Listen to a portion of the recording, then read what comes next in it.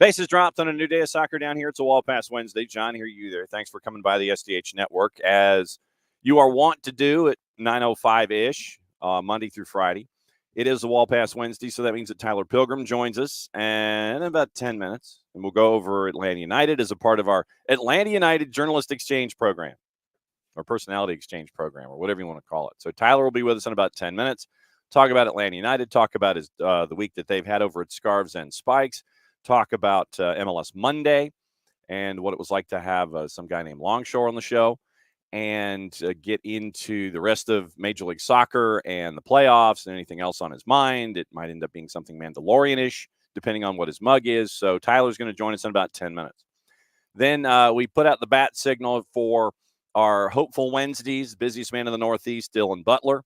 Hopefully he can join us from MLSsoccer.com at 10.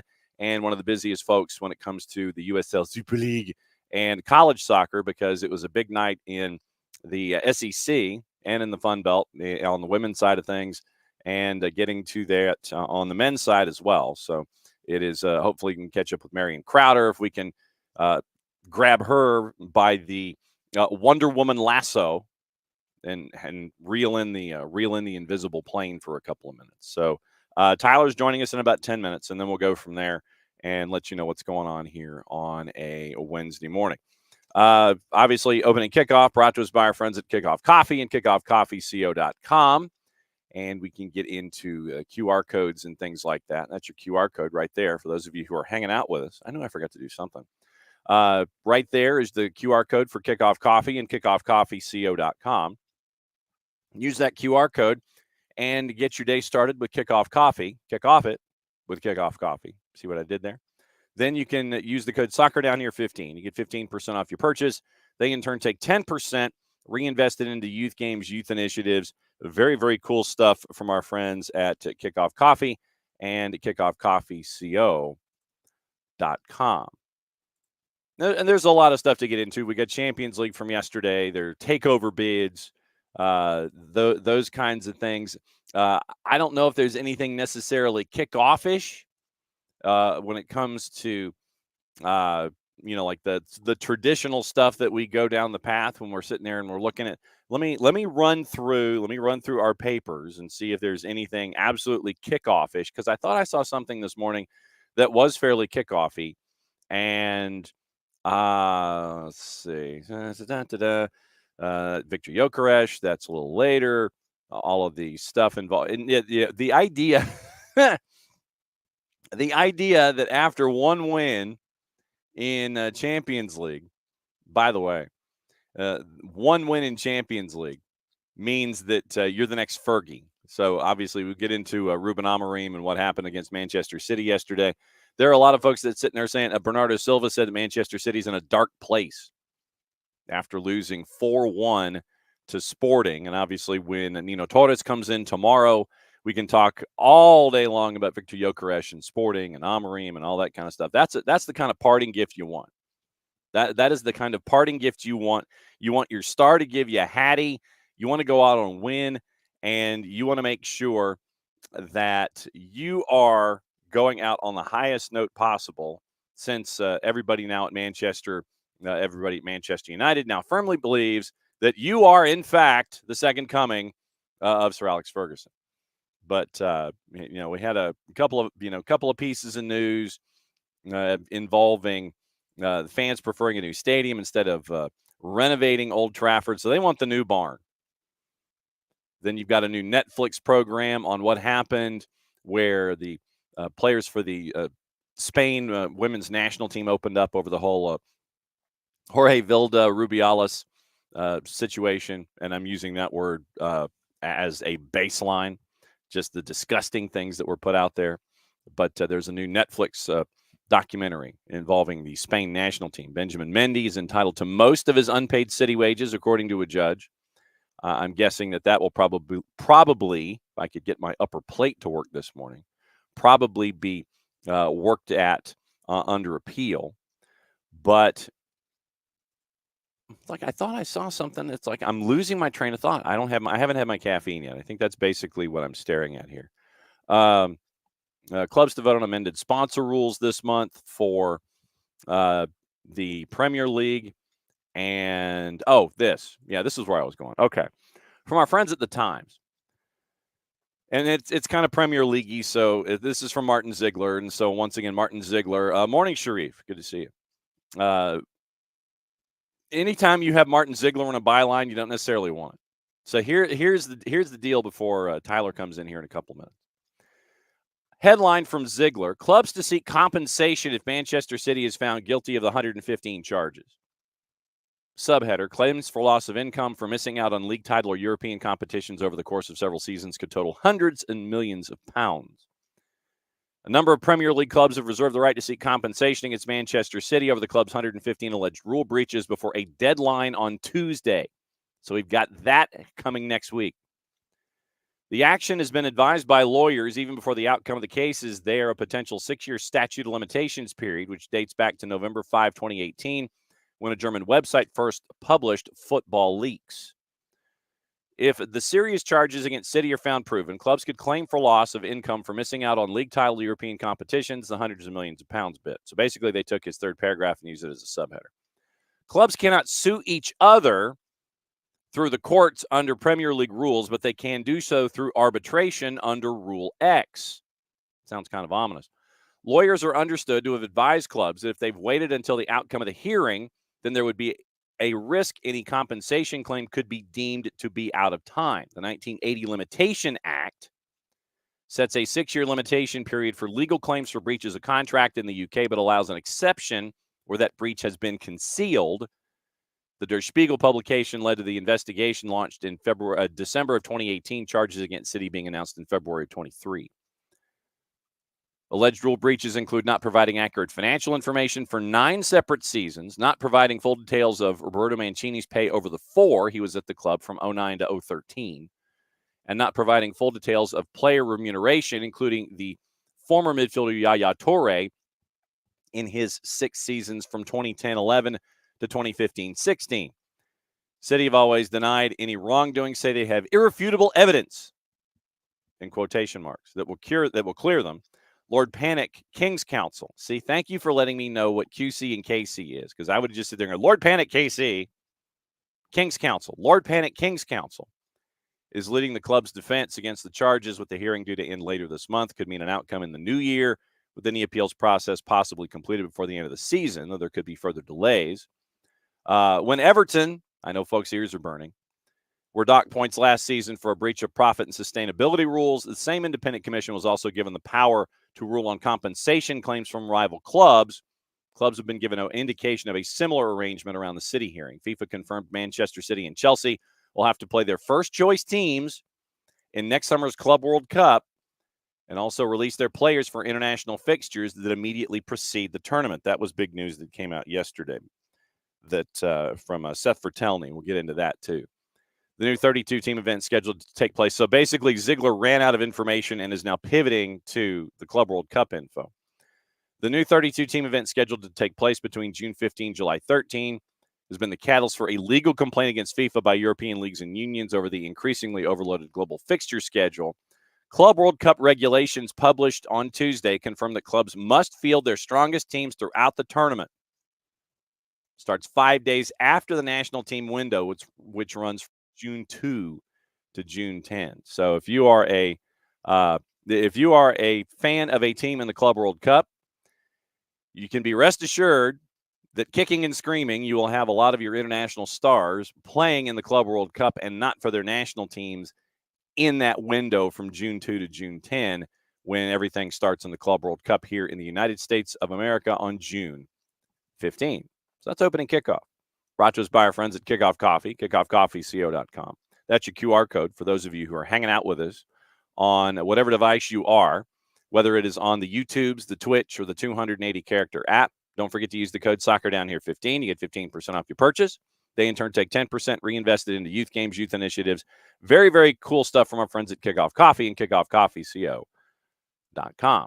All right, now that I finally went through all 5 of my newspapers this morning to find out what my story was going to be for opening kickoff, we finally got that out of the way. All right, it is 9:15. No dilly, no dally. Bringing in Tyler for the continuation of the Atlanta United Journalism Exchange program that we have on a weekly basis, where We end up on MLS Monday on Scarves and Spikes. You end up over here, and you go, what in God's name have I gotten myself into on a Wall Pass Wednesday? So Tyler comes in on the loosest day of the week to discuss things, and then it ends up going in Walpassian Wednesday directions, where we go everywhere from like, oh God, I don't know, television to Star Trek to The Mandalorian to What's the Mug and all these kinds of things. So, hi.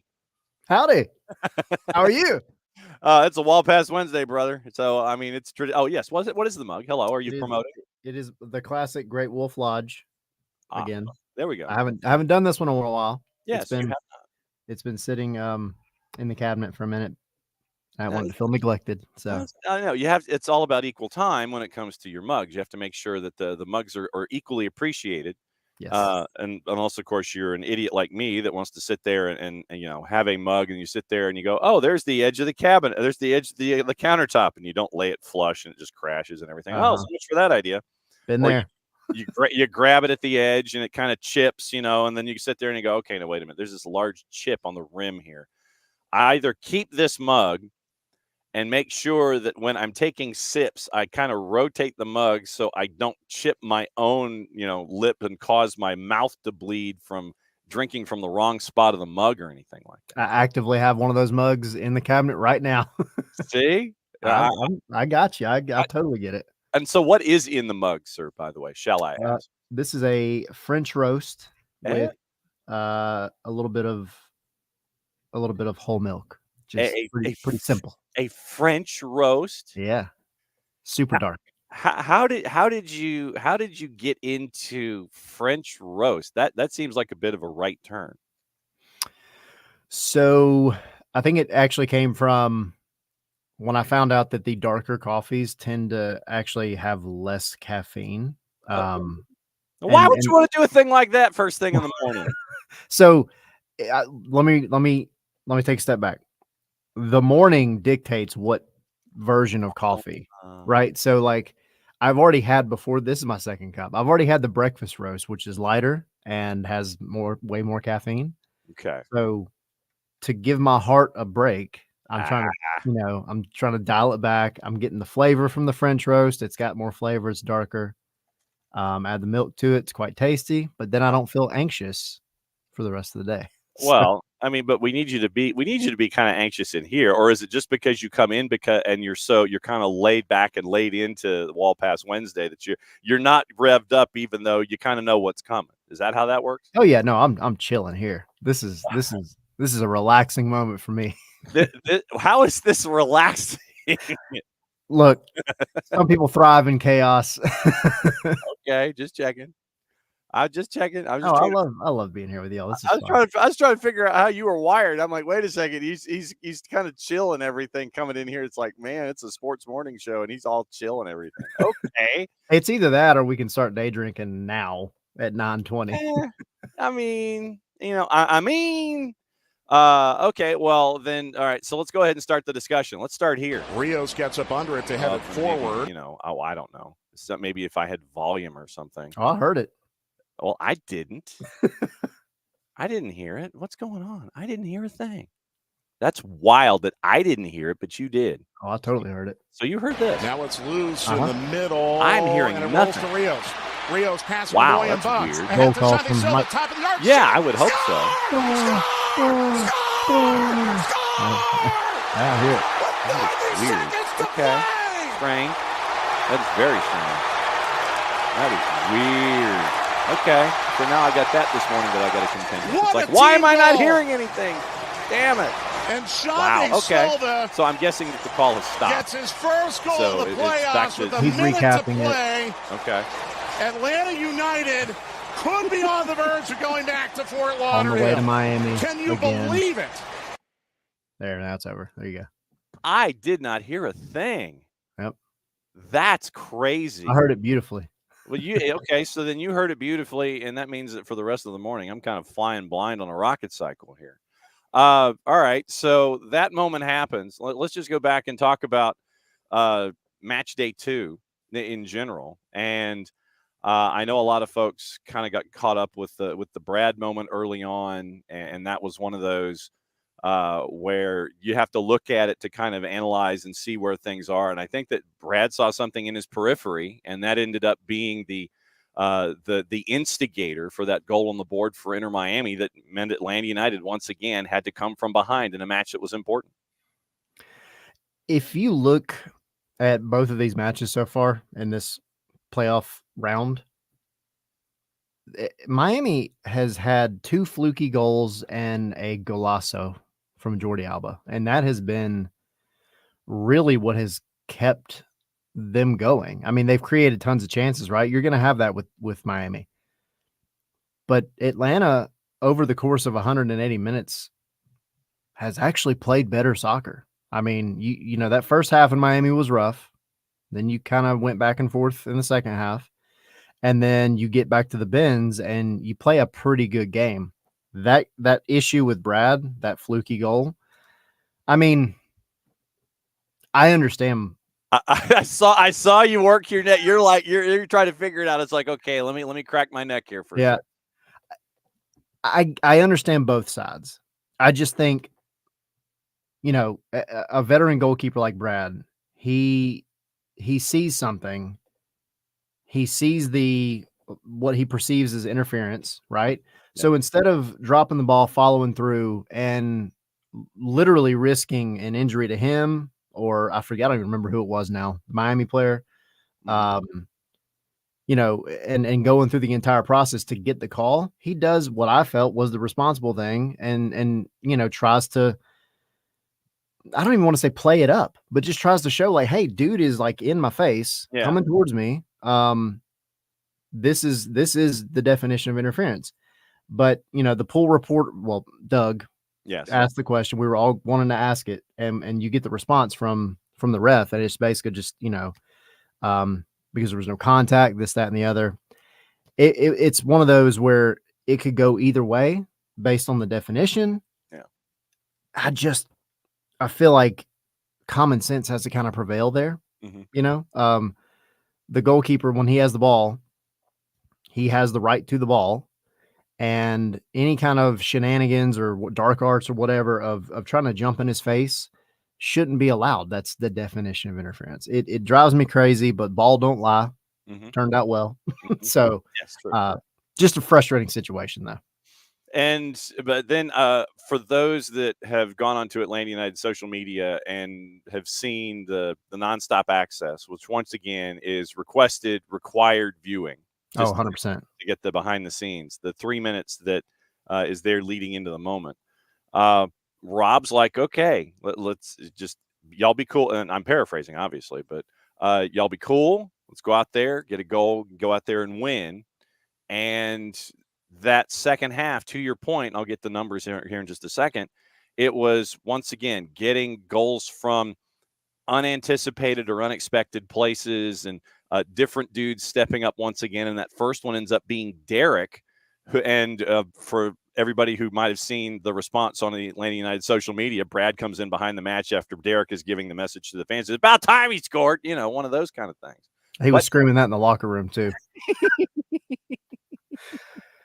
You know, I think it's funny because you look at how many different players have scored for Atlanta over the past few matches, and it kind of feels like one of those situations where we talk about the mentality, right? And everybody kind of coming together and contributing in their own way and doing whatever. And I think you're kind of seeing that. Like, it feels like a collective focus on the winning mentality as opposed to the not losing mentality. Right. I know we mentioned that before, but you've got guys that they're coming through in the biggest ways. Pedro Amador, I tweeted it during the match. The dude's left foot needs to be encapsulated somewhere. That's got to go to Lloyd's of London, man. You got to get that insurance policy. 100%. And so he puts in this beautiful ball to Derek. Derek deserves the goal for the amount of work he's put in all season, but especially in the playoffs. That dude has been an absolute stud. So he deserves it. Love seeing the response. And then even more so, I loved what it did to the stadium, because I mean, the stadium was good vibes, even with the fluky early goal. But when that ball went in, it reinvigorated the entire place, and it was so much fun to see and hear. And I mean, it was just you've got to wonder at this point, going back down to Miami, like, does Tata change anything to kind of focus a little bit more on Pedro Amador? Because that dude has been phenomenal, and he's been tearing them apart. Phenomenal. I mean, you first off, if you're Tata, you didn't have Sergi Busquets, which kind of changed your DNA a little bit and your approach in the middle. But as we have maintained, if there's going to be one thing that is going to keep Messi and friends from winning a title, it's that defense. Yep. The back line can be had, and that seems like I should put that on a T-shirt, is the amount of times I've said that during the late run in the season and then in the playoffs. Back line can be had. And you've seen Atlanta United run at that back line, get in behind the back line, win all these different challenges. You had in the schematic, you had Jordi Alba as a left-sided midfielder in a line of 4 in a 3-4-3, 5-3-2, 3-5-2, whatever, ball drops and then everything goes. So Jordi Alba, when he's in the offensive set, he's moving forward as that left-sided midfielder. In defense, when he comes back, he's the left back in that line of 5 going up against Atlanta United. But you look at that lineup, and so here's the lineup for those that may not remember, and I don't remember, so that's why I'm sitting here looking at the graphic. Back 3, David Martinez, Noah Allen, Tomas Aviles. Aviles' engine runs a little hot, and it was shown once again. He got a yellow card in this one. Noah Allen down the middle once again, and Jason made this point on the broadcast, run at Noah Allen. Run at Noah Allen because he can't handle he can't handle the activity around him at times. David Martinez had the highest rating on the day for anybody, had an 8.2. Line of 4 in the midfield, left to right. Jordi Alba, once again, Alba, he'll drift back when it comes to defense. Yannick Bright, their top draft pick. Redondo, who runs a little hot. Weigand, who runs a little hot. Diego Gomez, Luis Suarez, Lionel Messi, your front 3, however you want the front 3 to be, and it ended up being like almost a 4-4-2 at times, where you would see Suarez and Messi go forward, Diego Gomez comes back, and Messi and Suarez are kind of loitering near center line, waiting for something to happen in transition. It's like win possession back, bomb it long, and send them going. That was that lineup there without Sergi Busquets, which meant that there was added pressure on the dudes in the midfield whose engines run a little hot, and a back line that can be had short of what David Martinez is. So you could do some things there, and I wanted to get the second half stats. Second half stats on the day. Messi and friends had 61% possession. Atlanta United 39% possession in the second half. 2 big chances, 7 total shots, 2 saves for Brad. 2 corners compared to 4 for Messi and friends, and that was late. Tackles 6 for Atlanta United in the second half, 9 for Messi and friends, 2 free kicks each, 3 yellow cards. And we got into this discussion with Bart on Monday about fouls versus yellow card administration and the iniquity there. So that was a part of it. Mentioned the 7 shots, 3 on target for Atlanta, 1 hit the woodwork. The Saba volley, I think, truly would have blown the roof off the building. Oh, yeah. If that volley had gone in instead of off the crossbar and off the calendar. 1 block, 5 shots inside the 18 in the second half alone, compared to 6 for Messi and friends. So all of that activity is there that you're seeing in the second half on 39% possession. But as we say, it's what you do with it when you got it. It doesn't necessarily mean that just because you had 39% possession that you were fighting an uphill battle in that second half. Yeah, and Atlanta is going to have to, in this third game, and they've had to do it a lot recently, especially in the latter half of the season. I'm going to say it again. You got to be pragmatic in the good way. Yeah, so I was going to say there's a difference. Yeah, in the good way. I just know that when I say the word pragmatic, I'm defaulting to the positive version, not the negative version. Yes. Especially when talking about Atlanta. But no, I mean, you had a team that has kind of struggled to, I think, play the way that they wanted to at the beginning of the season. Yeah. And they're having to adapt and overcome and do everything else. And it's working for them. And the biggest difference is when you had moments to transition, when you had moments to counter, you're leaving, especially late in the match, a tired Miami side behind. You can get numbers forward. You can have that numerical superiority. You can have all the, the fun things that we like to talk about. But at the end of the day, this game comes down to making a couple of good passes and opening up a space to shoot. And then, of course, we know what happened with Shonda. But, I mean, the entire series, I just think it's so fascinating because, the pundits and everybody else are already calling this game 3, if Atlanta wins, biggest upset in MLS history. I mean, could go either way. It's a 9 versus a 1. I get it. Yeah, I think it's just because it's Miami, Messi, all that. But, I don't know. There's so many little things about this match. Like Atlanta won, great. I don't feel like the match was refereed well. Yeah, it was a long day for Rubio Vasquez. Yeah. So, but no, I mean, I just think there were so many like fun things about it, and we've heard the mention that it felt like 2018. We've said that a couple times over the years. That place was off the chain. And it was so much fun to see. Well, when you got and the thing about it when we're in, or when I'm on the floor to start my day, and then when I come up into the press box, it's two different volumes. Yeah. Where when you're on the floor, it literally does feel like that audio is being pushed onto you and willing you forward at points. Literally, it's like, okay, all of this noise is behind you, and it literally is shoving you through the door at points. And when you get to hear the same thing up on the second level in the press box, you can almost feel that wave happening, and you can almost see how it affects things on the field. It's a really weird idea. It's a weird vibe to kind of process, that it does hit you differently in different locations, but it does end up being the same thing. It's just it's a weird effect that it has with that noise if you look at it from different perspectives. One day, when we have time, we'll have to maybe dive into some of like the super nerd stadium building mechanics and architecture and all that kind of stuff. When I was in Munich, I went to the Allianz and got to do like the tour of the stadium.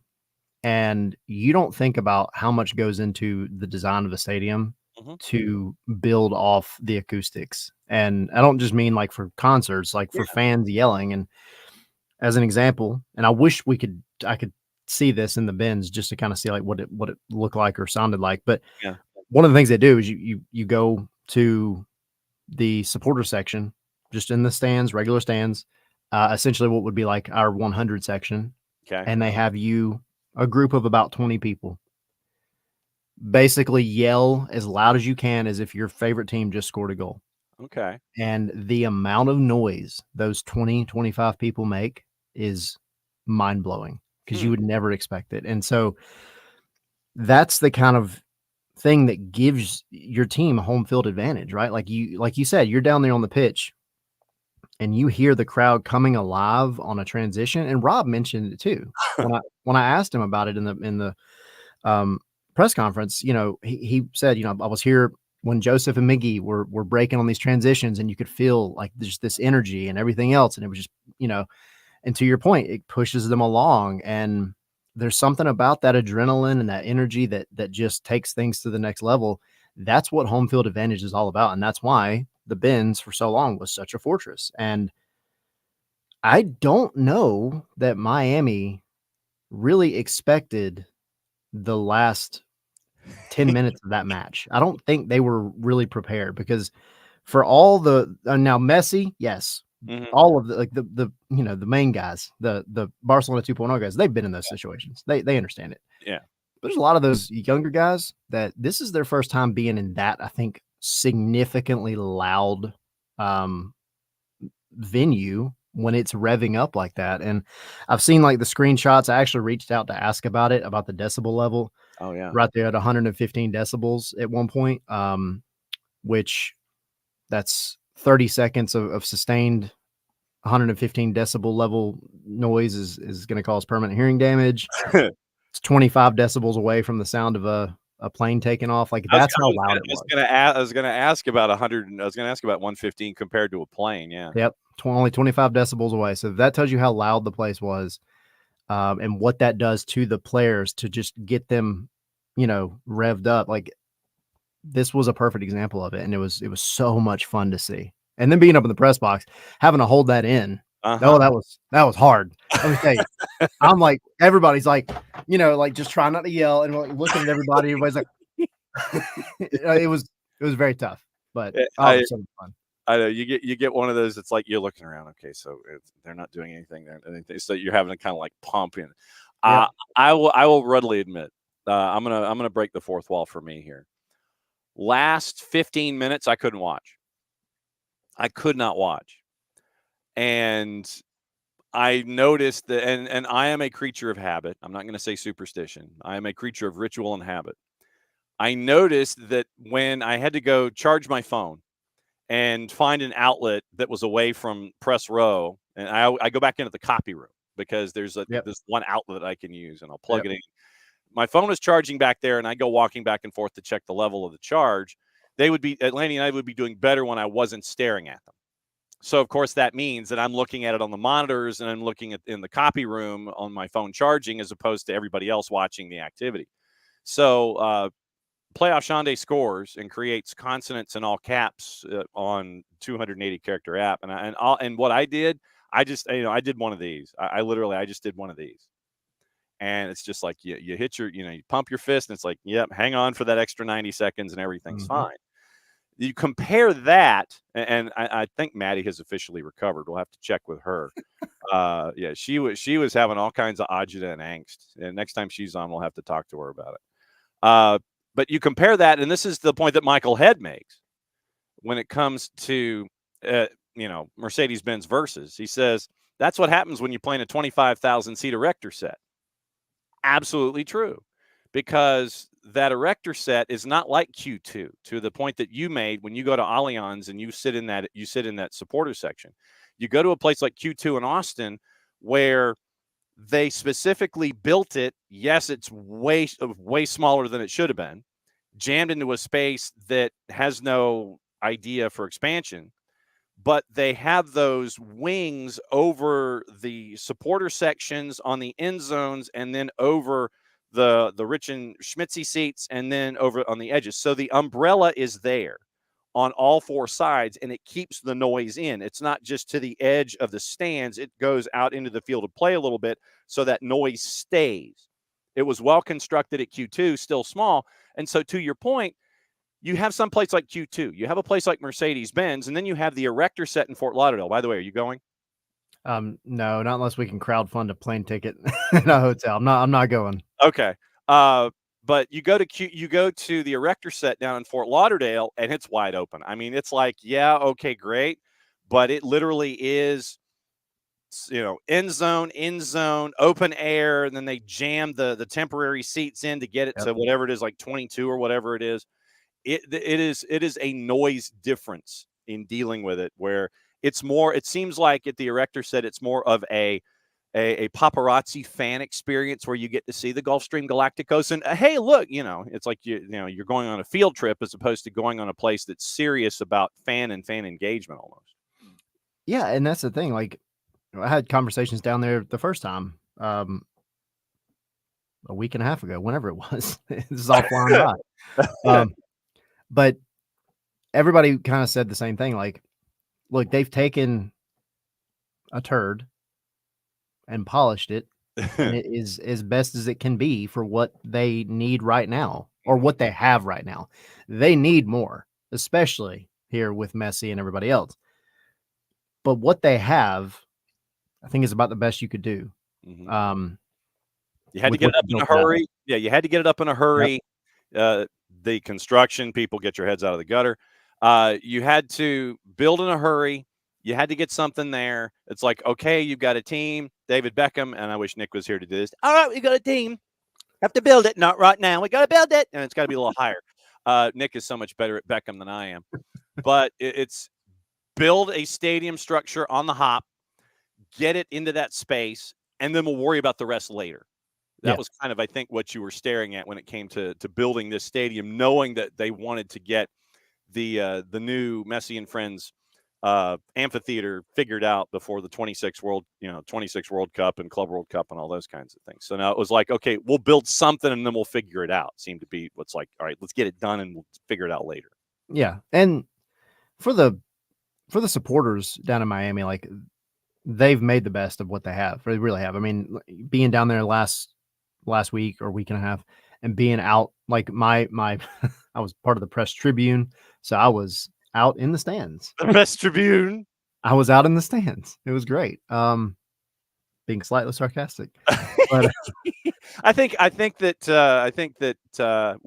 Maddie and I are going to be a part of the press tribune on the weekend, by the way. So I will be able to sample it from your perspective come Saturday night. Tell Maddie, don't even worry about trying to open up your laptop out there, bring your laptop, because you're literally sitting in the same seats that the fans sit in, just up against the wall. It's not even worth trying to get your laptop out because people are going to be trying to walk by you the entire time. I wrote the article, my first reaction article that I do for all the games. I wrote it on my phone. That's what I figured. Yeah. It was very tough, but the vibes there, you know, like I said, they've done what they can with it, and it is fun. Like if you're a Miami fan, like it's a fun time. I really do feel that way. But at the end of the day, bleachers, high school bleachers, hey, they'll make a lot of noise when you stomp on them, just like they do in Orlando. But the place is not built to egg your team on and like amplify what you're giving the stadium and then give it back to the players. It just doesn't do that. And that's not to say when, you know, Messi takes a shot or Messi scores or anybody scores that the place doesn't go bananas. It does. But none of that compares to what you have in a stadium, like a proper stadium, like the Benz, or like you said, out in like Austin. There's so many that do it well. And I know that once Miami gets their new place built, I'm sure that they're going to follow along with the same kind of concepts, and it'll be a really good time. But right now, they don't have that. No. Abby's volunteering a seat in the new Abstermobile, by the way. Hey, she's got room. She says the travel committee is having her get alcohol for the tailgate. Yeah.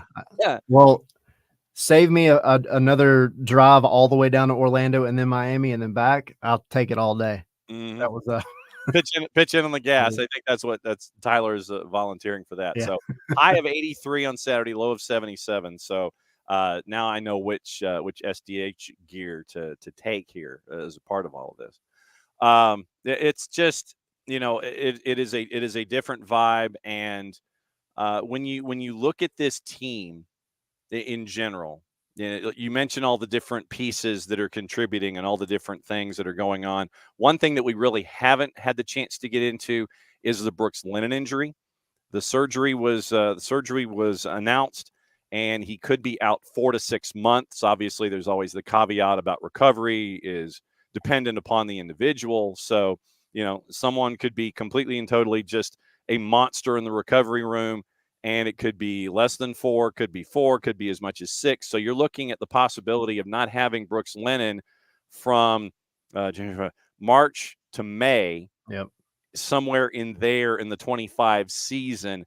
That's a big loss, and I know that I'm kind of underselling it a little bit, but 4 to 6 months, that is staggering to see. But, you know, we've been through that before with other individuals that make their positions made on the wings. And in this case, I think for the very short term, i.e. this match in Miami, I think Ronald is the better option. Actually, I really do. I just think he's a little bit more defensively sound. He's going to be less prone to going forward, and you need a Brooks Lennon, right? Like you need a Brooks Lennon to get forward and be that extra guy that goes up with Saba, whatever, you know, when you're trying to hit on one side. But I think right now, like this was probably the best set of circumstances you could have. Injuries suck. Injuries are going to happen, unfortunately, but you know, it happens here near the end of the season. Hopefully Atlanta still has a few more games, but no matter what, you made it through the majority of the season.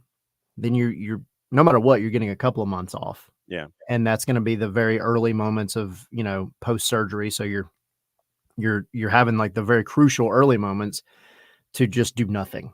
And then by the time the real preseason rolls around in the camp, and whether it's Rob or whoever else is in charge running the preseason camp, it's not a leg injury, so you can still be involved in the preseason in some limited capacity. It's not like you have to sit at home and do nothing while the rest of the team goes out and does whatever they do for preseason. So it's not like he's kind of pushed out of the fold as if this were like a May injury and he's out for like the entire majority of the season. Right.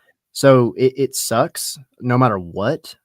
Just hope he gets better quickly, and I hope it's one of those that doesn't linger, doesn't have anything that lasts long. Because he's been great. He really has. Like Brooks is, and we know from talking to him, he's a great guy. First of all, you hate to see him go through this because he works his rear end off. Oh, come on. Come on. Just totally works off. You can say ass. It's all right. Look, I'm trying. Works his ass off. He does. And I know, as a father, I know that you're trying to curb your vocabulary. I try to keep it.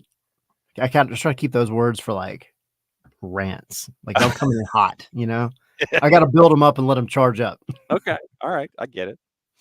To your point, and the other aspect in this is the mental aspect coming out of recovery, because there'll be those moments of the first shoulder to shoulder contact when you're running against opposition, when you're knocked off your feet and then you try to brace yourself in a fall, those kind of first moments that you've got to push yourself through and understand that, you're back in regular contact with this surgery and recovery. That's, I think, an underreported aspect of this, the mental aspect of getting back out there and trying to get back to whatever your new normal is after this injury.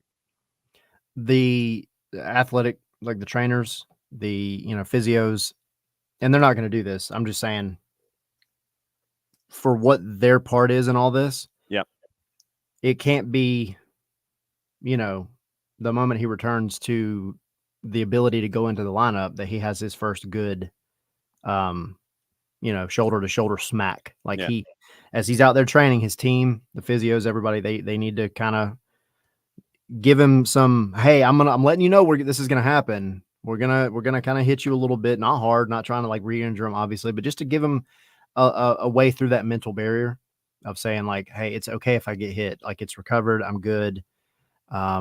He's going to have to get that out of his system, for lack of a better way of putting it, before he gets back to playing, because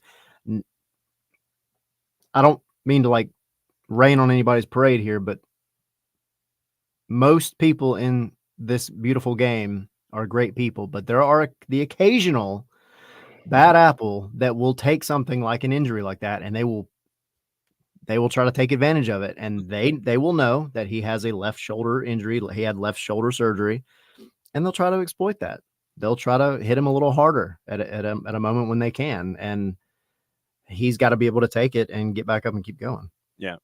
Abby says that, as a PT, Lennon will have to work on the headspace with his confidence. That's where Brad comes in, having gone through the Achilles rehab. And I think that's huge. Having those teammates around you that have gone through serious things as well. It's like, I know that it's a different part of the body that was injured for me, but hey, you can do this, manage it. We'll get through it together, kind of a thing, with the past advice and the guys around you. And Brooks is low key hard-headed like Brad. Brad just displays it in a different way, but Brooks, all that man wants to do is get out there and run and play. Like, he doesn't want to be on the bench at all, much less nursing an injury. But the guy's been incredibly healthy the entire time he's been in Atlanta, barring the Montreal like track or whatever it was he slipped on, or was it Toronto maybe the welcome mat or whatever it was off of the edge of the surface. Which that was a freak accident, and that was in 2022 when apparently the team legitimately had a curse on it anyway. So really, I mean, he's done well. He's been your workhorse. I'm shocked that it was a shoulder and not something like his hamstring or something that kind of went here at the end of the season, just because of how much that man runs back and forth, how much ground he covers. But one thing you can't say about Brooks Lennon is that he's going to give up. I know he's going to come back stronger and he's going to be fine. To mention your point on playoff Ronnie, here's the numbers that Ronald Hernandez had. And it was frankly, it was another day of Ronald Hernandez showing up and bringing the hard hat. Yep. 6 clearances in match day 2. 6 clearances, 2 picks, 2 total tackles, 2 dribbles passed, won half of his ground duels, had 1 foul, 72 touches, 50 of 53 passing for 94%, 2 of 4 on long balls, and 1 for 1 successful on the dribble. So let's see, how many different defensive categories is it? Clear, pick, tackle, dribble, passed, successful on the ground duels. And so 5 different defensive statistics that he registered, and then 2 of 4 on long balls in addition to 94% passing. 3 incomplete passes on 53 attempts for Ronald Hernandez at right back on match day 2. Not bad. Not bad at all. The defense, that's the biggest thing with this series, especially, is the defense has to stand tall. And I think there were a lot of questions with Steon Gregerson being out or at least being on the bench, but they performed more than admirably. I mean, you had, like, Inter Miami is going to create chances. It doesn't matter. Like, they're going to create chances because they have the talent to do it. Mm-hmm. But the fact that you've made Messi get so frustrated he threw up his hands and like started stomping the pitch, like that literally happened in this game, says something about how good your defense is doing. And credit to Brad, but Ronnie is over there, that guy that he is the break glass in case of emergency, man. He gets thrown in some of the worst moments, and I say worst in a good way. Yeah. But Rob's talked about him before, and I know y'all talked to him recently, but the guy just does what he's asked. He'll go wherever, and when he plays at his natural position, which is right back, he excels. He's been thrown into that left back position so often over the past couple of seasons that I think people sometimes have a negative view on the way he plays, but he's just doing what he's asked to do. And admittedly, from his own mouth, like, he doesn't necessarily want to be playing over there, but he will, and he's gotten better at it. But you stick him where he wants to be and where his natural position is, and he's going to handle business. And he did it again. He did the same thing against Columbus at home earlier this season. He was phenomenal in that game as well. So I just think, like, you need defensive stability in this series, and Ronnie is going to be one that helps bring that. When we discuss all of the defensive machinations and mannerisms, I think Matt Lowry needs to get a little credit here too, as a part of the coaching staff, reminding the guys, beware of the cutback to the penalty spot. Cut that off as an idea. And you saw Derek come forward and close that distance to the penalty spot so that cutback isn't there. Michael Parkhurst was on the show a couple weeks ago on a Friday, and he's like, if I see another cutback cross to the penalty spot, I'm going to lose my damn mind. And you haven't seen there have been those occasions where Atlanta's been stretched a little bit, and you do see that one, but it's not something that's been consistent. And Matt Lowry reminding the guys, hey, look, cut that supply line off so they don't get the slam dunk, which has been a part of their offensive MO. You see, and this is something that what I'll do is I'll say, okay, if you're going to watch game 3 or go back and watch game 1 and game 2, watch inside the 18 defensively, and you see the center backs and the midfield close off that area. That supply line gets cut off, and how many chances Messi and friends have inside the 18 penalty spot to the edge of the D? It's not a lot because of that discipline that's been there that was administered by the coaching staff with the reminders. Yeah, and because you're having to force Messi into places where he's less dangerous. He's going to be dangerous no matter what. He had a shot in this one in the first half, I believe. Very tight angle shot, but also it's Messi. But it was with his right foot, and it was close. Thankfully, it was just outside. Brad had it covered either way, but it's one of those things where you have to put the most dangerous man on the pitch into places where he's less dangerous as much as you possibly can. And to your point about, like, the way that the defense kind of collapses on that middle area, really the main way past that is what you had in the first match, where you have a Jordi Alba wonder strike, and it just happens to miss everybody. Yeah. And it's perfectly placed to where Brad can't get to it. I mean, that's what that was, because they are so focused on trying to make sure that penalty box up to the top of the arc is completely covered. And then when you had that situation where it was a short corner, it's then played out to Alba. He has a minute to tee it up, and it goes the way that they wanted it to go. Yeah. That's not so much any kind of indication of bad defending. No, I mean, that's a tip your hat moment. You sit there and go, look, you hit it from 20, you hit it from 23 at an angle at 45 degrees. Yeah, you tip your hat and you move on. All right, you did it. I mean, whatever, it was meant to be. Could anybody have stepped out maybe to give him just a little bit more pressure? Absolutely. But you're doing what you needed to do in those situations, which was don't allow those guys into the places where they're going to be exceptionally dangerous.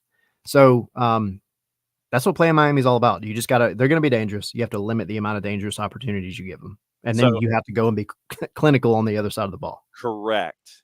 And make sure that the crossbar is kind to you down in Fort Lauderdale. So are you going to pile into the Abstermobile? Or are you going to help out? Are you going to help out and go down to? I appreciate the offer. I do. But no, that day we have, let's see, family pictures. We have a lot going on Saturday. What? On top. Yeah. I got to get the fall. We were supposed to go yesterday. Didn't work out. You're going to Olin Mills and everybody's going to wear the same sweater? Not quite the same sweater.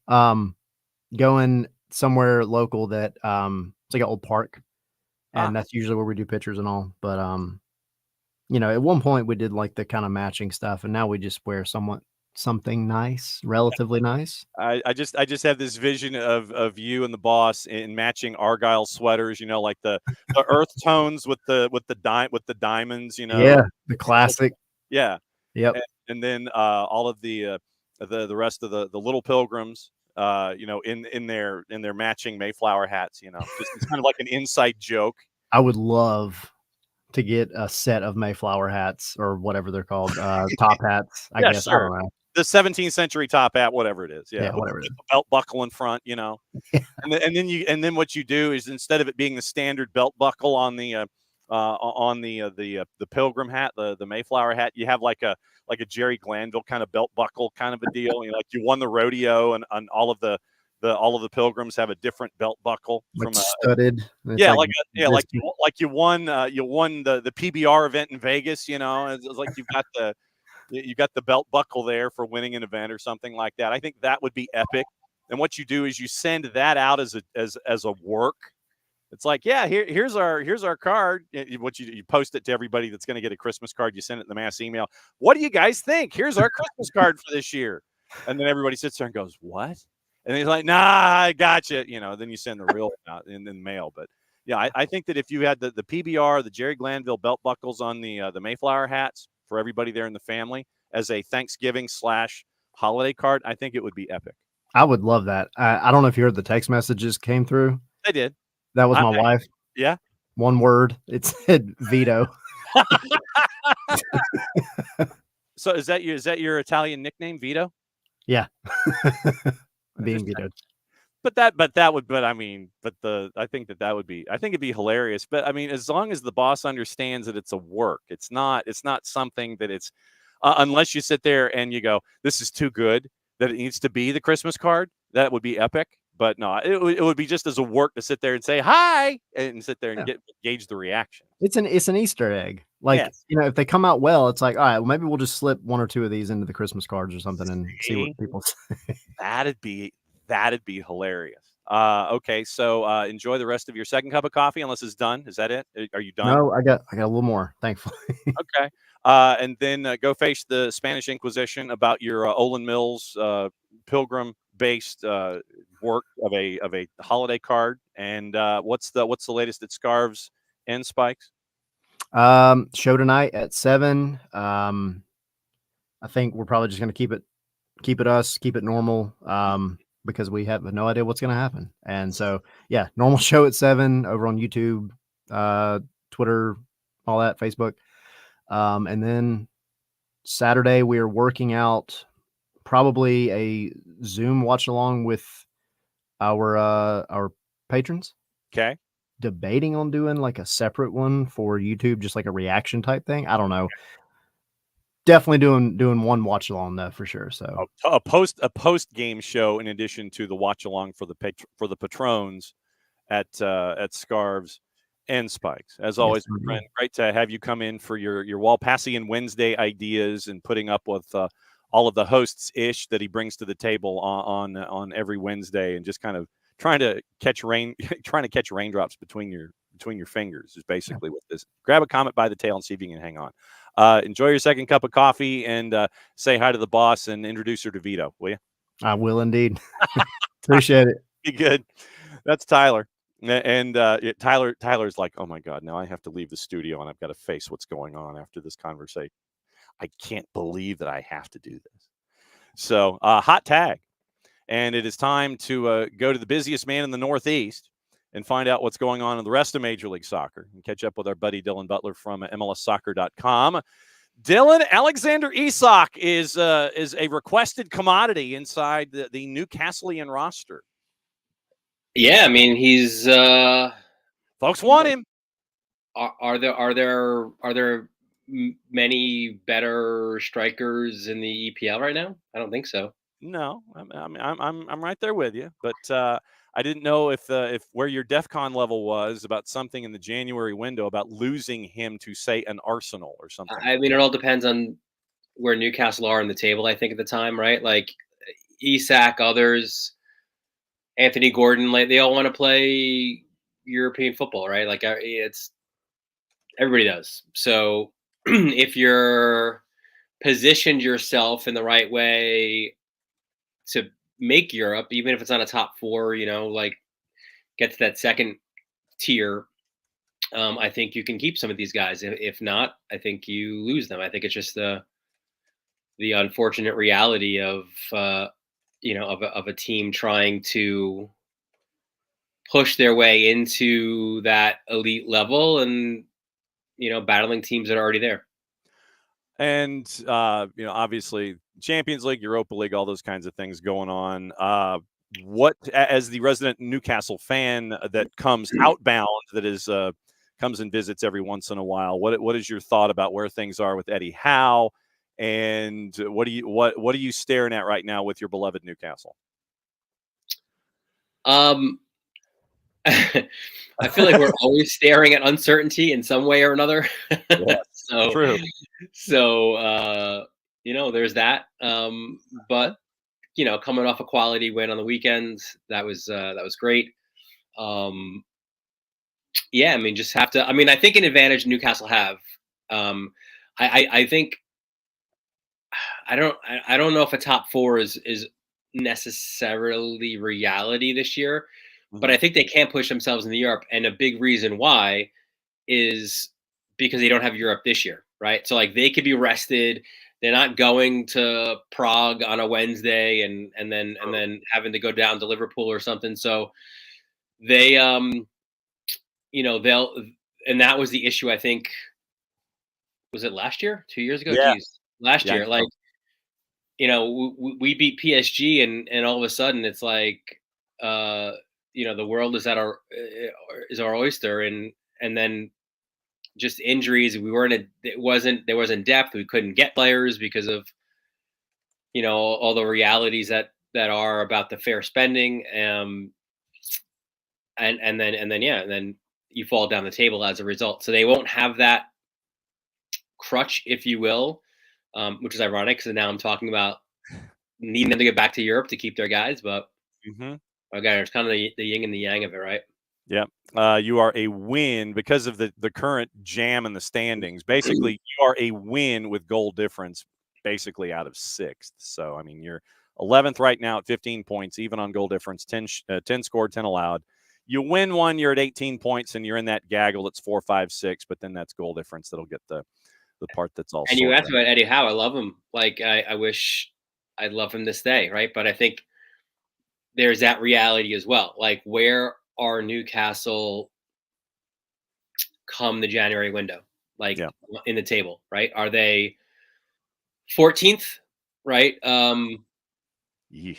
I think there's a reality of ownership probably looking to make a change then, right? Are they fifth, right? Mm-hmm. He keeps his job. I think it's, the unfortunate kind of reality of that business in that league. No doubt. We've talked a lot in hour number one about Atlanta United and Messi and friends as they get ready for match day 3. By the way, can I make a point real quick about that? So You most certainly can, sir. I was in the midst, I don't even know what number it was at the time, but I was in the midst of 12 high school soccer games in a 9-day span. Correct, because you told me it was 8 and 5 at one point, and so now it ended up with 12 and 9. I also added in a football game, so it was ended up being 13 broadcasts in 9 days. Wow.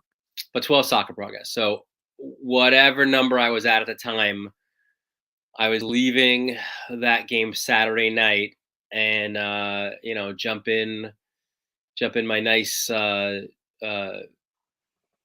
Grand Cherokee and had the heated seats going. It was a little bit chilly in the evening. Got the heated steering wheel going, and then I popped on Sirius, and my boys were on the broadcast. Loved it. Heard the Atlanta radio broadcast of that massive win. Now the sad thing is, I received a call, so I missed the final because it interrupts the. Oh no! Yeah. But I did hear the first Atlanta goal, and it was great to hear those guys. Yeah, Mike and Jason. Mike invoking Larry Munson, the legendary voice of the University of Georgia, with his first goal call. Yeah. Since it was the anniversary of Georgia, Florida, where Mike goes, this place is worse than bonkers. From the the Run Lindsay call from Georgia, Florida, from 1980. See, it's funny. I didn't know there was a background to that. I just thought he was. And it was funny because I could tell you exactly. I was pulling into Starbucks. I was like a drive-through, and I heard the call, and I was laughing. But I didn't know the background to it. That's good. Yep. Legendary play-by-play voice of the University of Georgia, Larry Munson, when Buck Belue to Lindsey Scott, 1980 on Georgia, Florida Day. That game-winning score, Munson goes, and this place is worse than bonkers. And so that was an homage to Georgia, Florida. I love it. So the historian, Mike Conti, created a hell of a moment on the Derek Williams goal. And then the Skip Carey-esque Sid Slid call with score, 4 scores, and 90 seconds to go instead of 7 years. But yeah, so Mike and Jason had a couple of gems. I will say this, full disclosure. Atlanta United on their 280 character app has a booth cam, and they have that call as released on their 280 character app. All right, and I will recommend watching it more than once because there's a lot going on. They have the MLS video above, and it's the double stack, the high-low split screen. Yeah. Up high is Apple TV's video, and then down low it's Mike and Jason. Watch it once to see Mike, then watch it again to look at Jason, because Jason sees things in 3 dimensions better than anybody that I know, and a lot of folks out there in the industry today. And so as the play is developing and they do that rapid fire bing, bing, bing, bing, and you see Shonday and the world opens up, you see Jason start to stand as it gets to Shonday Silva. And I'm literally zaprootering, okay, when does he stand as opposed to like the fans would do? Yeah, so literally, Jason sees the play develop, and he's anticipating what's going on with Shonday. So he's up, and Mike calls it as Shonday puts it in. Jason saw it coming. So watch Atlanta United on their 280 character app for Mike and his reaction. And then by the way, he sits during games. Who does that? Mike, I know. I don't. I don't sit because I'm too busy wandering back and forth and being all that. But yeah, Mike sits, Jason sits, because they have the monitors right there with them, the TV monitors, and so they can use those as references. Yeah. And so so watch it more than once because you see Mike's reaction in the front, and then you see Jason developing reaction in the back. So it is, and like it's like 22 seconds, but still you watch it more than once and get all those different aspects of it. My goal calls are generally me just screaming out the guy's name who scored. That's like I don't do necessarily, I guess, an homage to anybody, but it's more just like, Feldman, just screaming out the guy's name. Well, and for me, when I call matches, and people have circled me over to Dave Johnson over with DC United, where I go and it's in. Okay. I go, it's in, one of those, and then I lay out, and then I'll go back and either recap it myself, or if it's a 2-person booth, I'll have color go back through it all. But for me is and in, or and it's in, something like that. It's more of a Dave Johnson DC United kind of a call as opposed to a name, because then that also, if I'm as blind as a bat and I'm wearing my progressive lenses, just go ahead and say they're bifocals, Mr. Optometrist, and get it over with. I can buy some time and sit there and figure out who scored if I don't see it initially. Yeah, I mean that's my other like I'll say something like, I think I might have said it's in the net or it's a goal or whatever, just if I don't see the guy for sure. So now what do you think about said series of 1v9 in the Eastern Conference now that we are at a match day 3? And yeah, I mean, the East is going back to the erector set. For sure. The East is wild, and full rest, full confidence, no pressure. Why not us, right? Like, why not Atlanta? Right? FEA, baby. That's the rallying cry. Well, I won't tell you what the rallying cry of the Mets was, but you guys probably know it.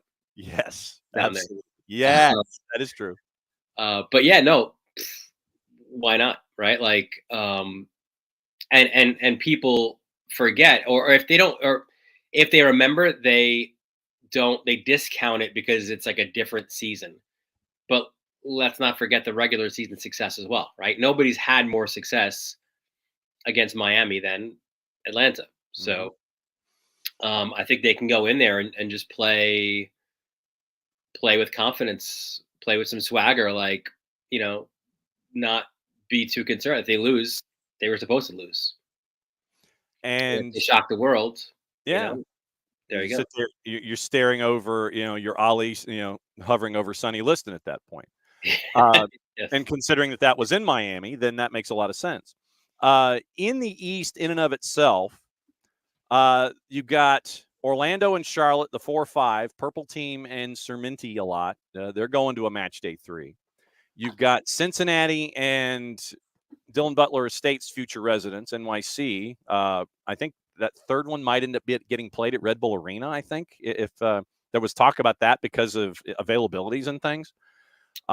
It is chaos. It is chaos in the East, sir, where 3 of the 4 are heading to a match day 3, and the one that's not is the shocker of the bunch, because my bracket's now officially busted.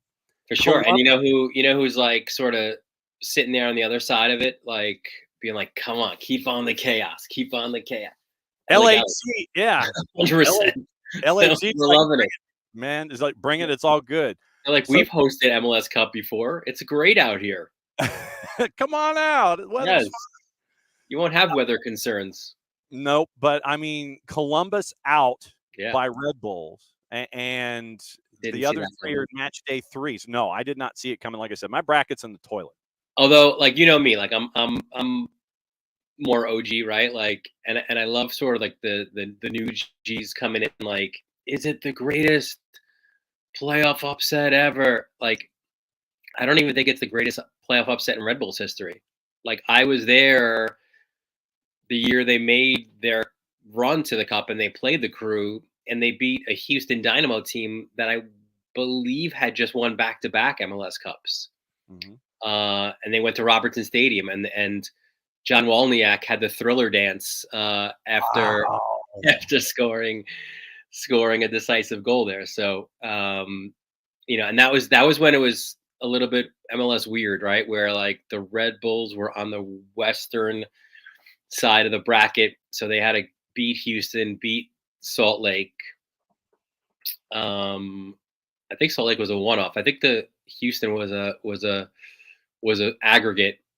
Giant Stadium first leg, Robertson Stadium the second leg, then at Salt Lake, and then they're in the Cup, and they hoisted like a little teacup of a Western Conference championship in Sandy, Utah, and then a week later they were taking on Siggy Schmidt and Scalotto and the Columbus Crew, and they lost in their only ever trip to the MLS Cup final.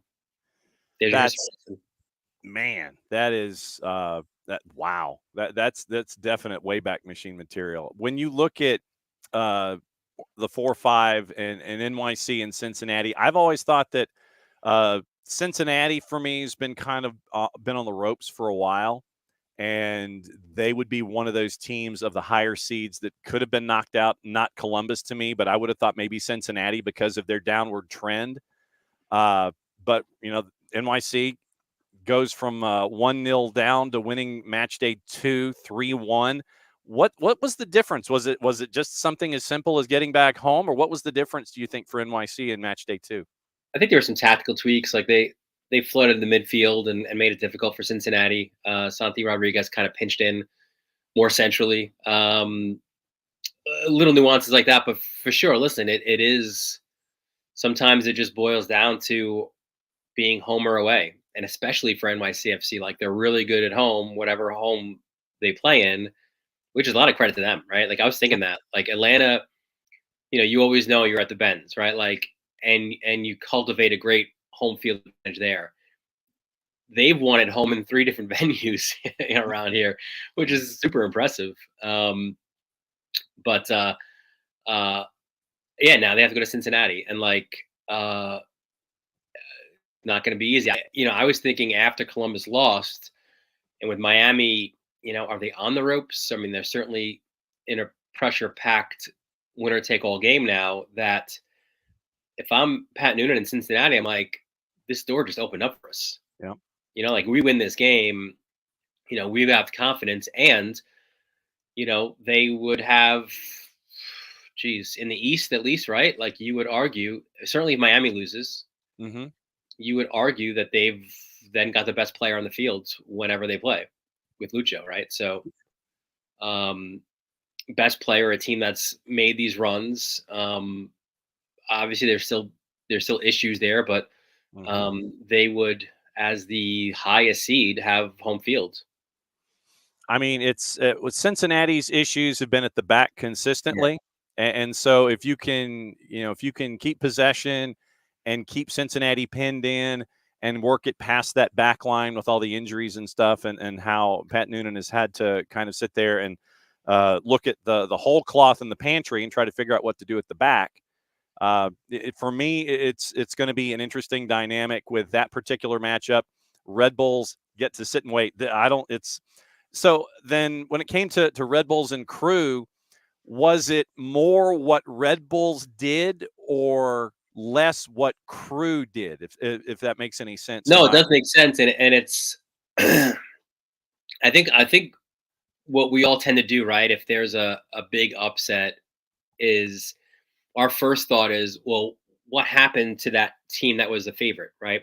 If Atlanta go down and they advance over Miami, what's the national storyline?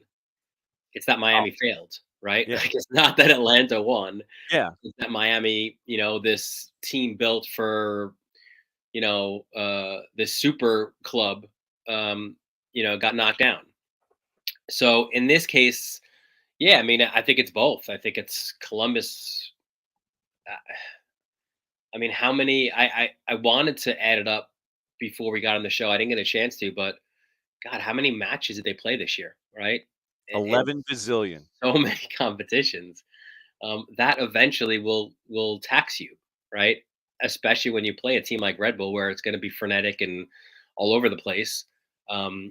And the Red Bulls were in a similar situation to Atlanta, but the difference being they got the first win on the road. So now they can go to Red Bull Arena, be confident, and even in a that's so Metro kind of moment when you concede deep in second half stoppage time, they still managed to pull it out with Carlos Carnell doing, what he did in the shootout. So, but listen, they're a different team with Emil Forsberg healthy. Like, that's a big deal to this team. I didn't, again, do the stats on that, but you look at Red Bull with Forsberg in the lineup and without, it will be like Miami without Messi was like negligible differences. Correct. Significant with Forsberg in or out of the lineup. 8, 9, 10, 11. I'm adding 12. Are you counting the Cruise matches? We might be here for a while. 13. I want to have some more coffee.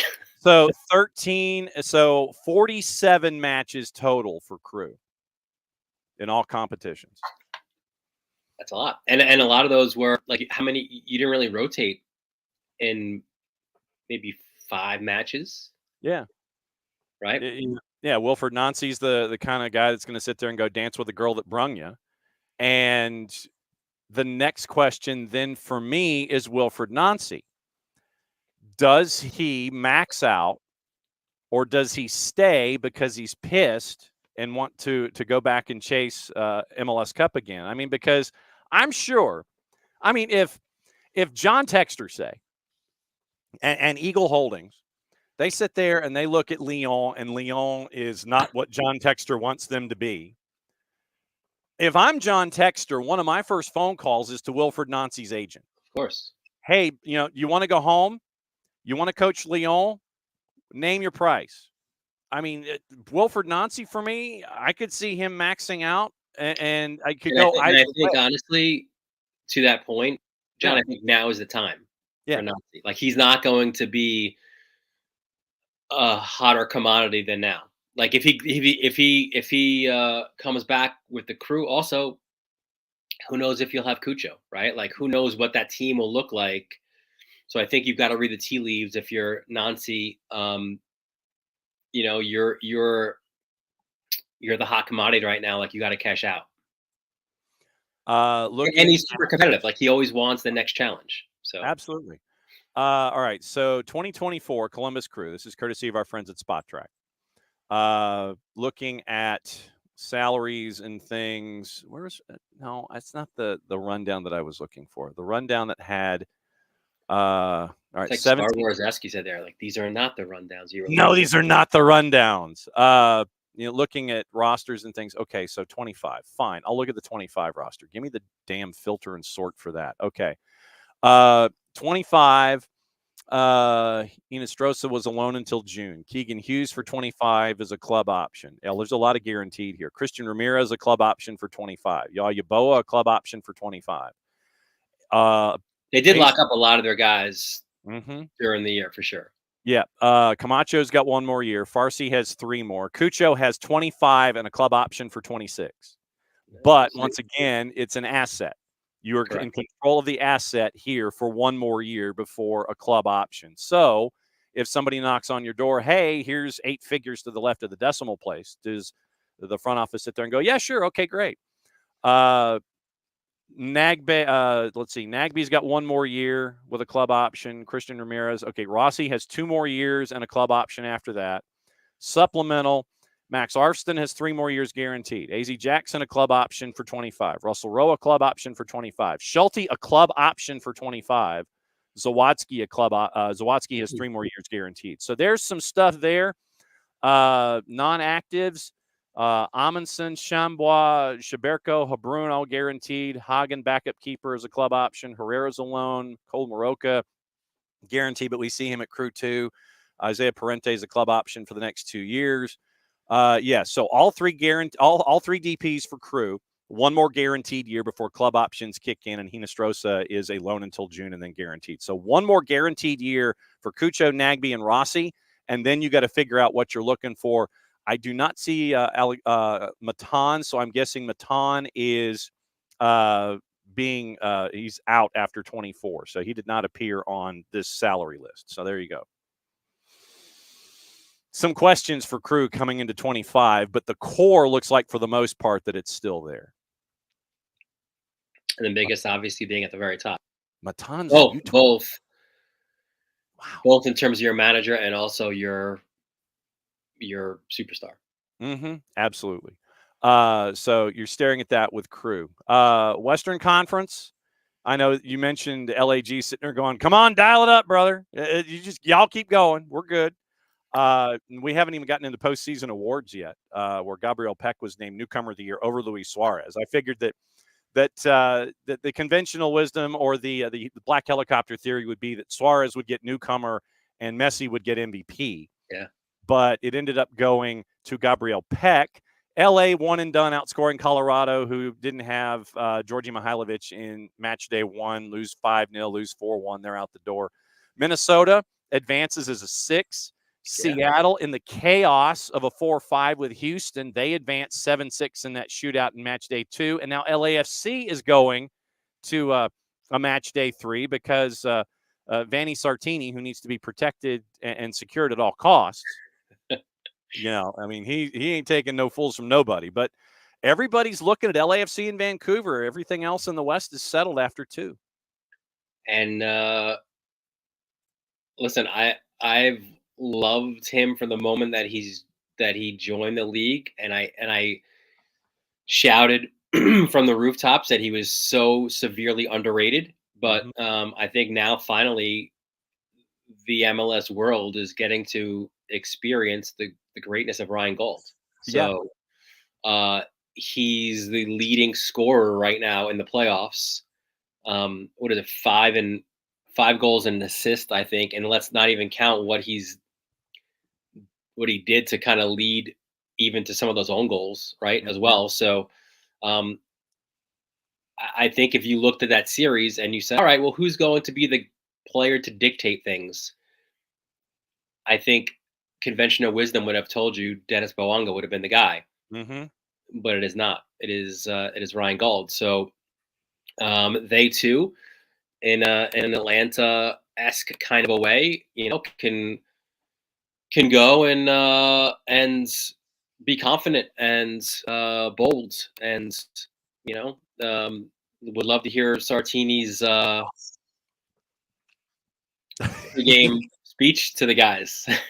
Oh, well, I believe that the metaphors will be colorful. I would imagine. So it would it surprise you? I guess how much would it surprise you if the Caps went into a match day 3 and took care of things in front of the 32-52? Yeah, I think it would. I don't know.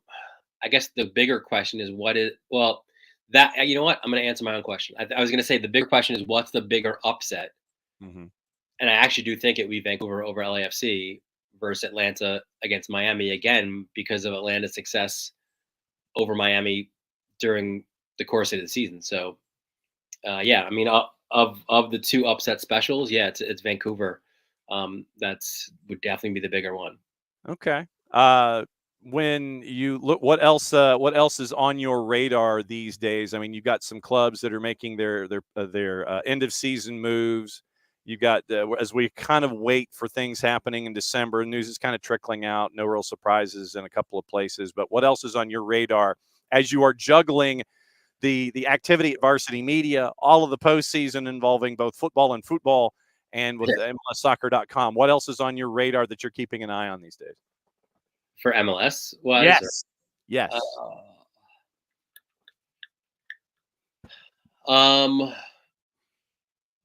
Yeah, I mean it's hard to I don't get all bogged down in the post-season awards. Although I did find it funny that Dean Smith in his post-game presser basically let a giant cat out of the bag. Oh, in terms of goalkeeper of the year. Oh, well, I mean, if Kalina didn't get it or isn't going to get it, I would have thought that something would have been funky with the voting because I mean, what, 9,000 clean sheets for Kalina this year to keep Charlotte in their season? For sure. But no, I mean, it's just on these game 3s, really, like you and I are both big hockey fans, right? And there's nothing like, I don't care who the teams are. I don't care if I don't care if I don't even know 2 players in a team. If it's a game 7 in the Stanley Cup playoffs, it's must watch. Mm-hmm.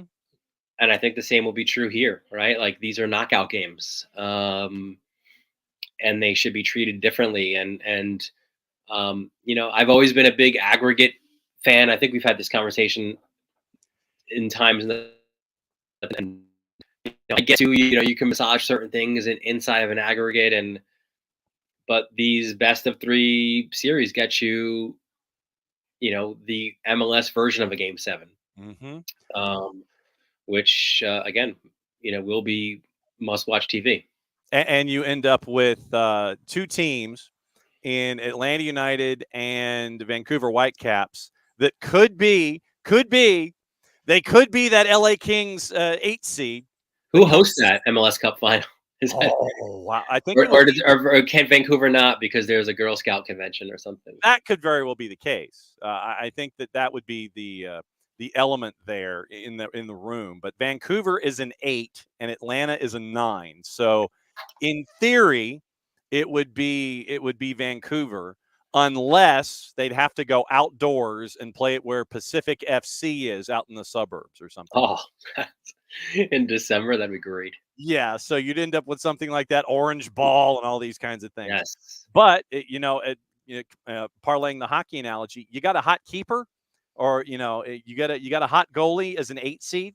That was how my Kings ended up winning the Stanley Cup first time out of the blocks. Was you were an 8, you steamrolled everybody because Jonathan Quick was the man.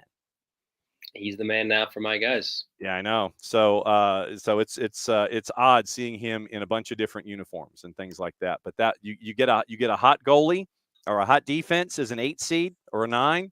You see where we are with match day 3s. All right, lay it out for us. What's your weekend like? Varsity media, playoffs, all the sports, 95 games in 4 days, and thankfully that's a little bit of a break there.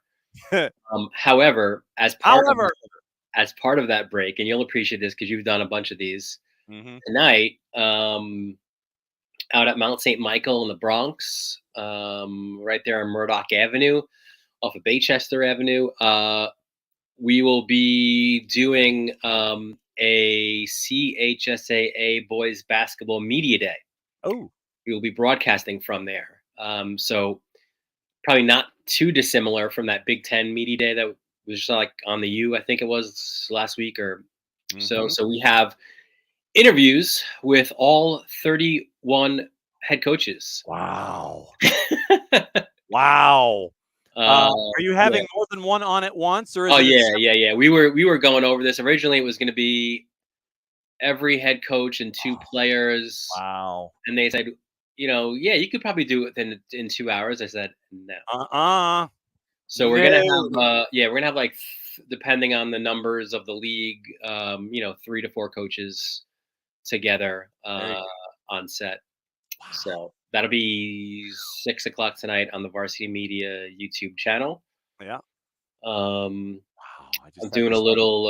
I just did some doing some work with Hofstra universities, like some of their broadcasts. So I did graphics for one of their from their brand new control room. So that was fun. They're no longer the Flying Dutchman, right? They are the Pride. They have a lot of pride in themselves. Okay. The Hofstra Pride. Okay. Correct. And I am producing their women's volleyball broadcast on Saturday afternoon.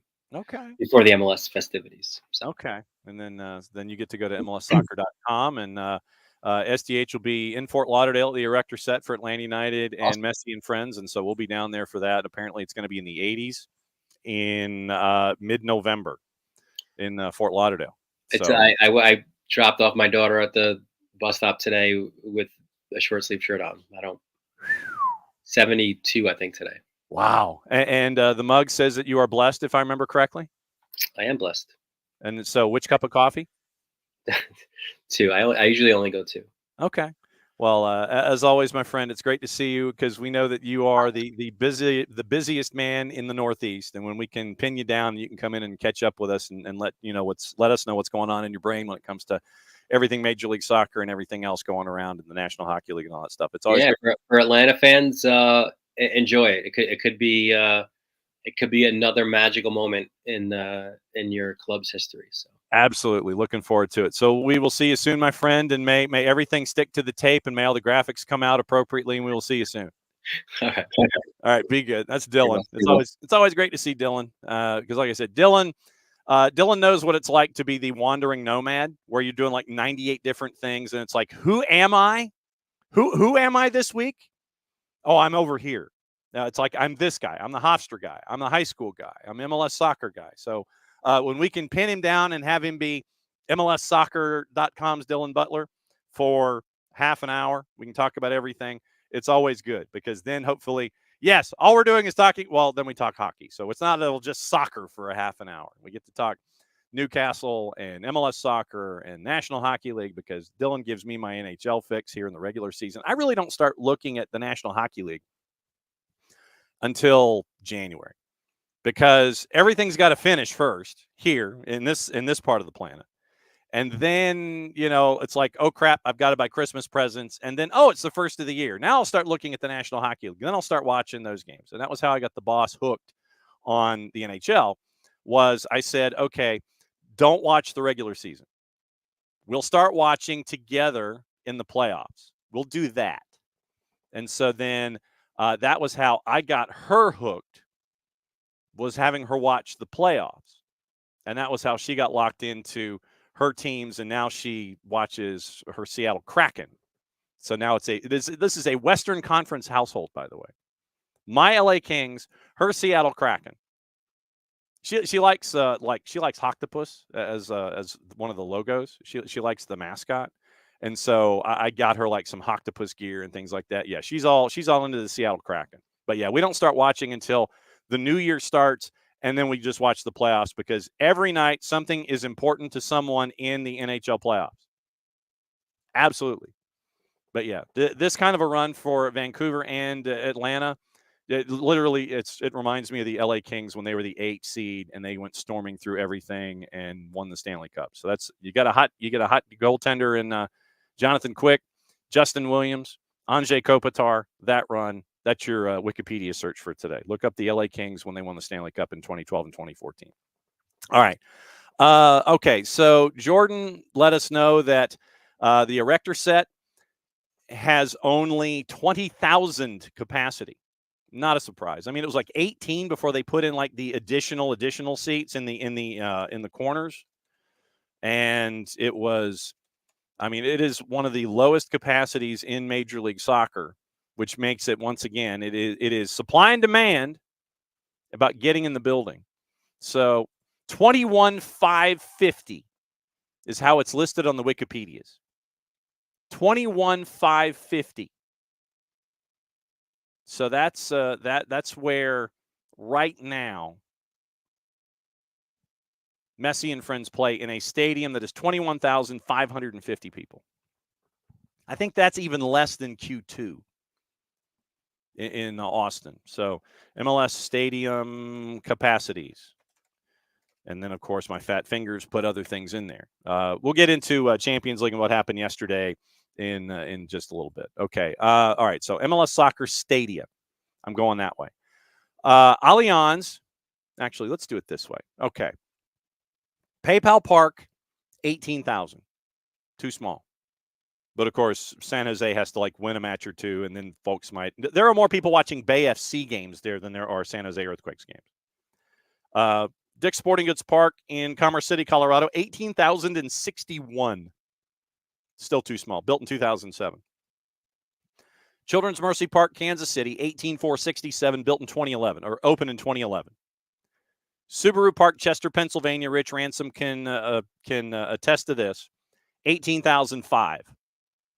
Built in 2010.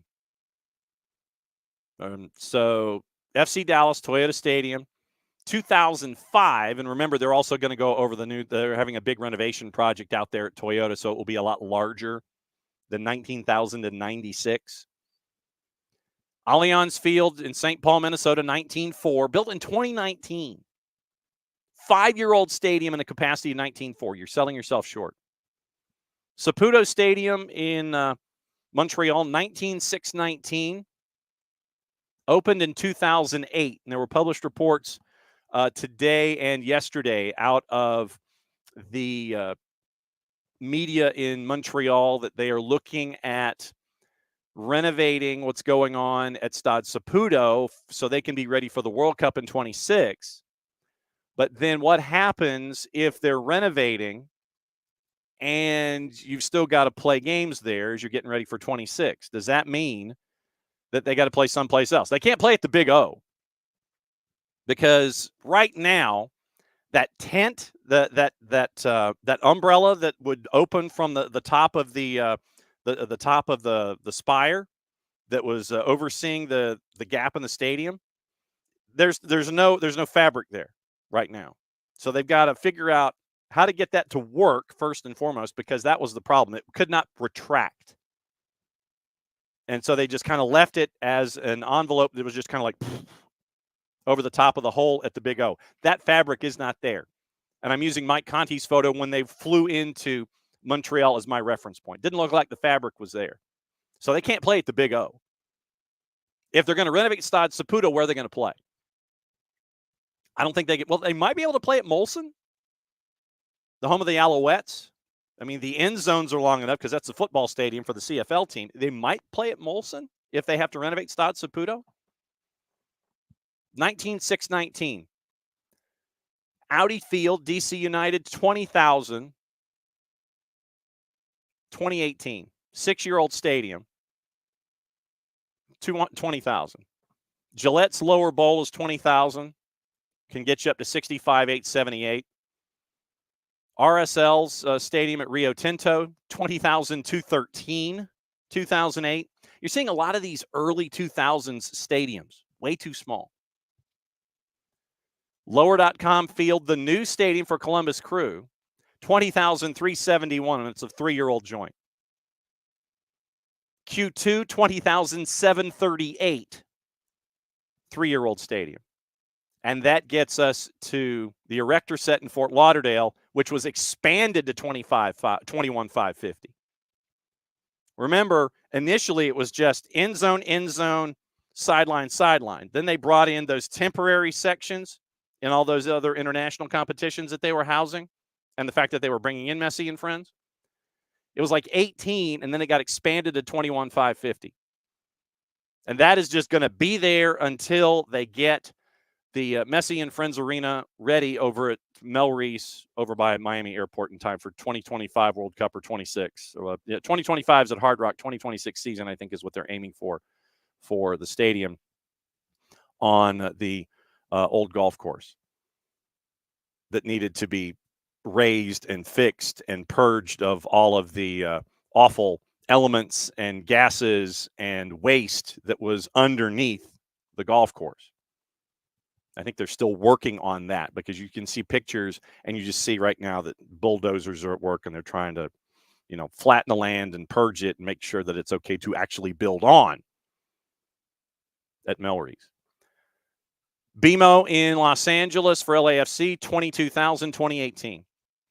Hell in a Shell, Houston, 22,039, 12-year-old stadium. BC Place, 22,120 in the lower bowl, can expand to 54,500. Energizer Park, which is now no longer City Park in St. Louis. But they do get to keep the pink motif. 22,500, 2-year-old stadium. I think it's too small. I think you're selling yourself short with something like this. Soldier Field, 24,955, expandable to 61,500. Harrison, New Jersey, 25,000. You're getting warmer. That was built in 2010, so a 14-year-old stadium. Timbers expanded to 25,218. Purple Team Stadium, 25,500, 2017, so a 7-year-old stadium. TQL, 26,000. You're getting warmer, 3 years old. Dignity Health Sports Park in Carson for LAG, 27,000. You're getting there. They kind of knew what they were getting into because of who they were attracting in at the time, all of the international superstars for LAG. 21-year-old stadium seats 27,000. Geodis seats 30. There you go. That, to me, is the number. For the new Major League Soccer, I think that's the number that you're looking at. Dillon Butler Estates, we've talked about it before. It's not going to be 30,000. I think, once again, you're selling yourself short if you're NYCFC. I understand the whole live, work, play, demanded asset, that kind of a thing, supply and demand. I get it. I still think that Dillon Butler Estates is going to be too small for NYCFC. Yankee Stadium for NYCFC, 30,321, expandable to 47,309. BMO in Toronto, they're expanding to 40. Right now, it's just north of 30,000. Lumen in Seattle, lower bowl, 37.7. B of A in Charlotte, 38. Atlanta United, 42.5. So you have a majority of the league, probably 2/3 of the league at 25,000 or less, but you have a handful of stadia, 3 stadia that are football stadia that are expandable and that kind of stuff. Too many stadia in this league are too small. You want to grow the game? Make bigger stadia. Now that I finished that rant for the morning. You're selling yourself too short as a league. Yeah, 25,000, Jordan, I know, too small. Too small. But once again, you can't build past a certain height at Messi and Friends Arena because of you're in the arrival flight path for Miami International Airport. So you can't be higher than higher. My guess is you're going to be 2 layers with a club level. So 100 level, club level with all the expensive suites, and then the 200 level. Too small capacity. But since you're in the flight path for arriving planes at MIA, you can only be so tall as a stadium. I don't know if they thought about going into the turf, but you really can't because then you hit the Atlantic Ocean. So you can't go down. You've got to be flat, and you can't go past the 200 level. Too small. 25,000 too small, but it's supply and demand. I understand it. I get it. But 2/3 of the stadia currently in Major League Soccer are too small. And right now you're at MLS 2.5, 3.0, whatever you want to call it, and you're too small. Wiley agrees about St. Louis. I don't think they left themselves much room to expand. Seems like poor planning. And I think that the same applies to Q2 in Austin. And we talked about Austin with Tyler, and I know that we've gone on this stadium rant this morning. We'll go through Champions League and all of that coming up and get you ready for what to watch today. The way Q2 is laid out, the acoustics are fantastic because they've taken those flaps that you see traditionally, and they're independent flaps. So the flaps in the end zones over the supporter sections behind the goals, they come out over the surface of the field. So it's not just flush with the supporter section and where the surface is, where the end line is, and then you have space for runoff and photogs and things like that. It's not even with the end line. It comes out over the field of play slightly, so those acoustics bounce and they still play in the end zones. Same on the sidelines. It comes out over the sidelines, and it ends up, that acoustics bounce really well at Q2. But there's a problem. They shoehorned it into a space in that particular part of town where there's a lot of business parks, warehouses, loading facilities for trucking and that kind of a thing. And they are the fans that are there with the independent breweries and things like that. I mean, it's a cool area, but the space that they've pinned in Q2, there's only one end zone of the 4. There's only one section of the 4 where they can expand to add a third level if they needed to. The south end zone, I believe. And one of the end zones is right up against the parking lot that has all of the hoity-toity parking, so you can't go there. The sidelines, you're up against the property line on both sides, so you can't expand out there because you're going out over the edge of the property line, and you can't build up there along the touch lines. So you can't build on the touch lines. You can't build a third level. One end zone, and it's the one that has the main supporters group, the main supporters group behind the goal. You can't build a third level there because you've got the parking lot on the other side of that property. You can't build up or you take out parking spaces. The only one that's there is the other end zone. That's the short end zone. Like if you're looking at television, It's the goal to your left that has the public concourse and the gift shop and all that kind of stuff. There you could build a third level, but then it's an odd look because it almost looks like Lumen, where you have that one end zone that's got that detached next level to it. That's the only side of the 4 at Q2 in Austin, I think, that you really could feasibly build an addition and be a 300 level to get you above 22,000. You were jammed into a space. And so you're stuck at 22,000. So supply and demand, you better hope that your on-field product makes sure that your tickets are an in-demand idea.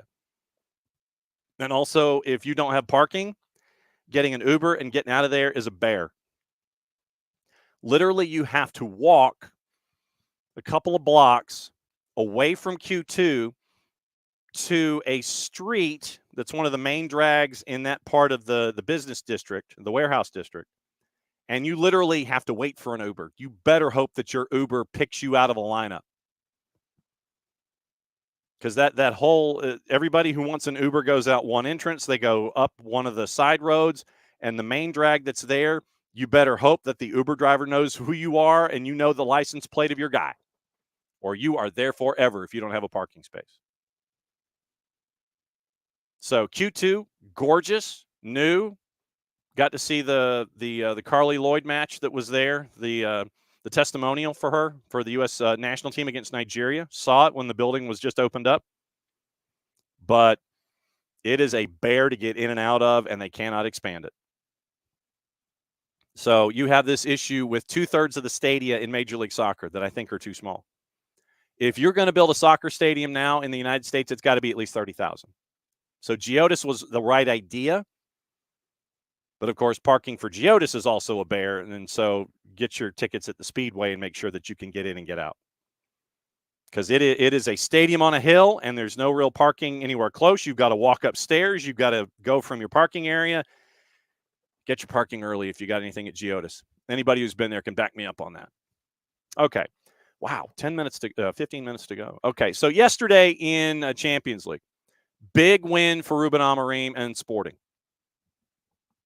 Literally, everybody's now saying, "Oh, he's gonna be the next Alex Ferguson, Sir Alex Ferguson." Victor Gyökeres once again. We'll talk aside. We'll talk about Gyökeres tomorrow with Nino Torres when he joins us at 10 o'clock. Gyökeres hat trick for Sporting in the 4-1 win over Manchester City. And you've got folks who are kicking dirt on Manchester City right now. Headline, humiliated, and this is op-ed, obviously. Humiliated champions Man City are in free fall. They're in free fall. League title defense will be a struggle, admits Guardiola. Injuries will do that. Playing 47 matches will do that. Ask Wilfred Nancy and crew. League title defense will be a struggle, says Guardiola. They lost at Bournemouth after they lost in the Gummy Bear Cup, but remember, they had a bench that was full of youngins in the Gummy Bear Cup. Pep says, people expect us to win 38 games 5-0. It will not happen. Pep says Manchester City must accept that their title defense will be a struggle, and this is fine. It was in different competitions, he said, meaning the loss to Bournemouth, the loss to Spurs, and now the loss to Sporting.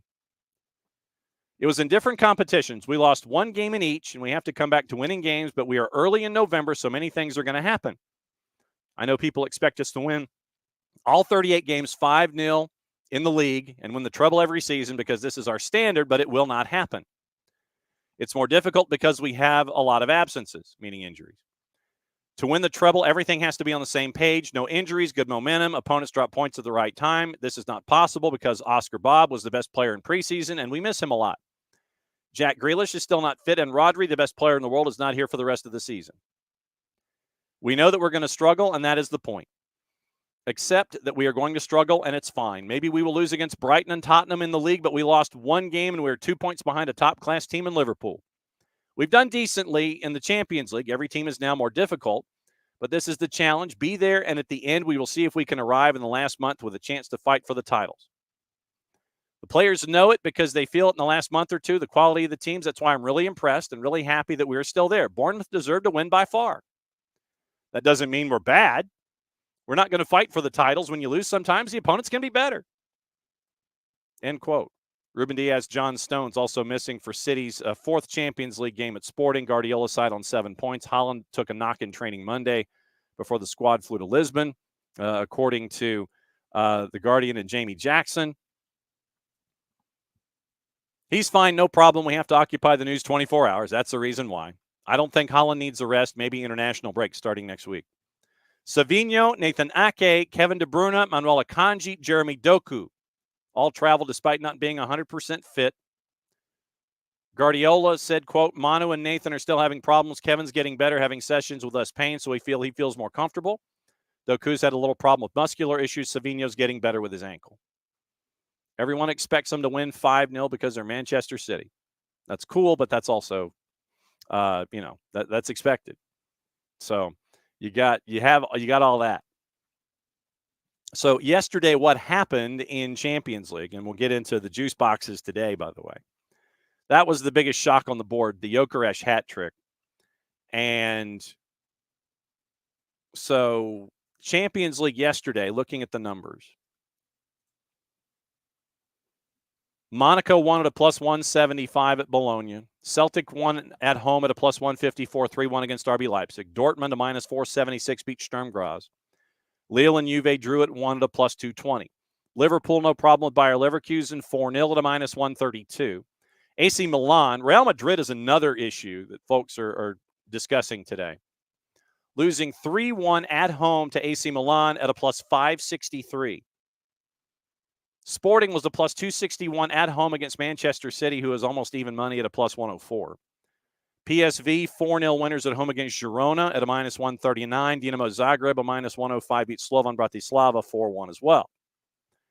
So today, what's going on? 2 at 12:45, the rest at 3 o'clock. Aston Villa, a plus 119 at Club Brugge, a plus 234. Shakhtar Donetsk at home, at their home away from home, at a minus 110, hosting Young Boys at a plus 311. 3 o'clock, Bayern Munich, a minus 357, hosting Benfica at a plus 880. Barca, a minus 435 at Red Star Belgrade, a plus 1100. Feyenoord, a minus 196, hosting Salzburg at a plus 526. Inter, hosting Arsenal at a plus 171. Arsenal's a plus 181. PSG and Atletico Madrid. Atletico Madrid is in the dropout after group stage right now. They need to win in the worst way, a plus 578 at the Parc des Princes against PSG at a minus 213. Sparta Prague at a plus 147, hosting Brest at a plus 206. Stuttgart and Atalanta within the margin of error, anywhere from plus 162 to plus 165 on both sides. Draws a plus 262.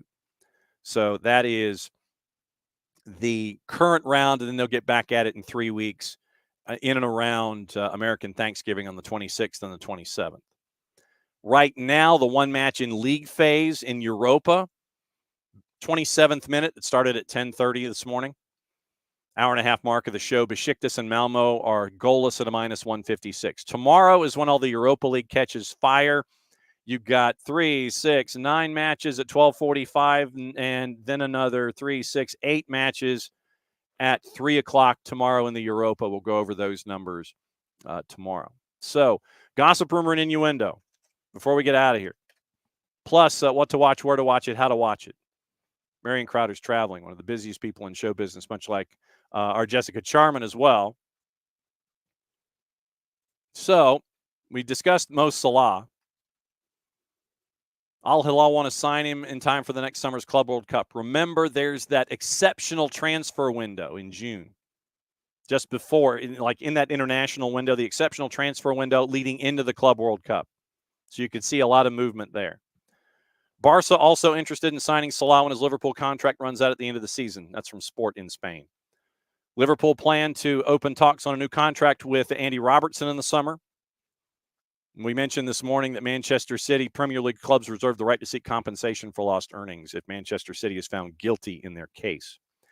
Edu rejected a lucrative new contract to stay with Arsenal in favor of taking up the head of football, chief of football, Grand Exalted Poobah of football in the Evangelinus Marinakis envelope of clubs, 4-letter paper.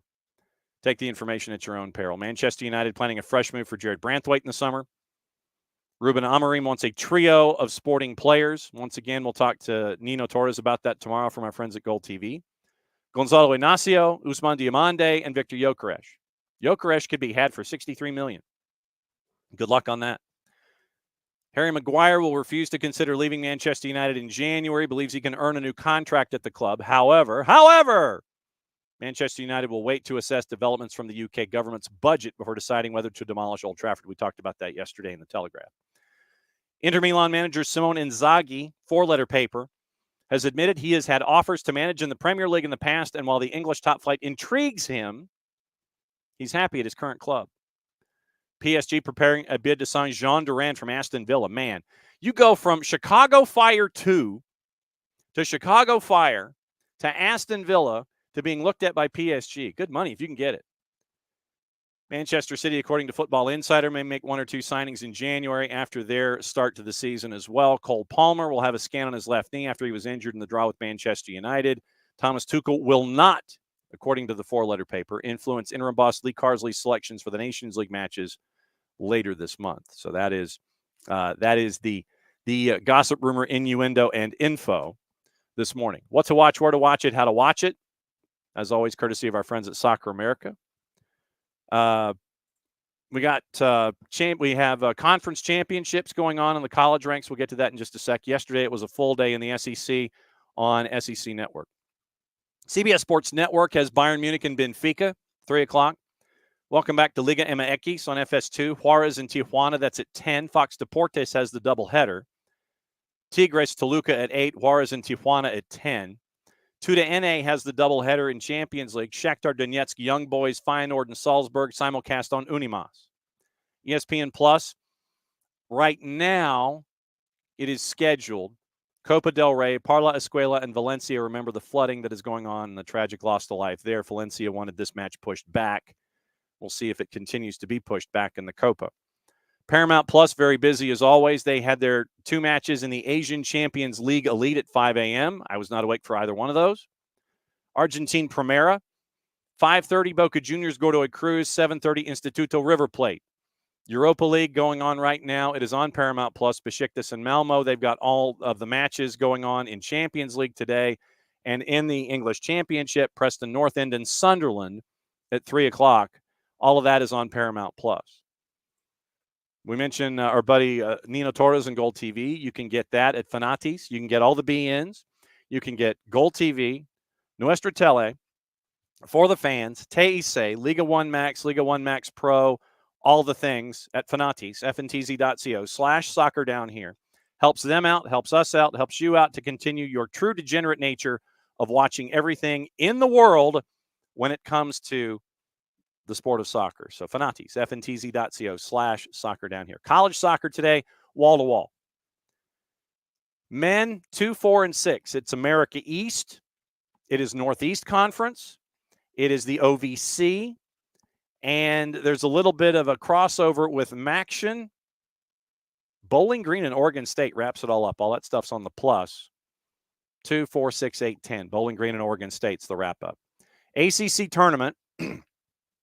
On the men's side, all on ACC Extra. ACC Network has Louisville Clemson at 6, Virginia NC State at 8. Everything else is on Extra. Louisville Clemson, Cal North Carolina, Virginia Tech Duke, Syracuse Wake, Virginia NC State, BC SMU, Notre Dame, and Stanford at 9. 2 at 6, 2 at 7, 2 at 8, 1 at 9. ACC tournament. Big South tournaments on the plus. Doubleheader at 6, Presbyterian and Winthrop, Longwood, and UNC Asheville.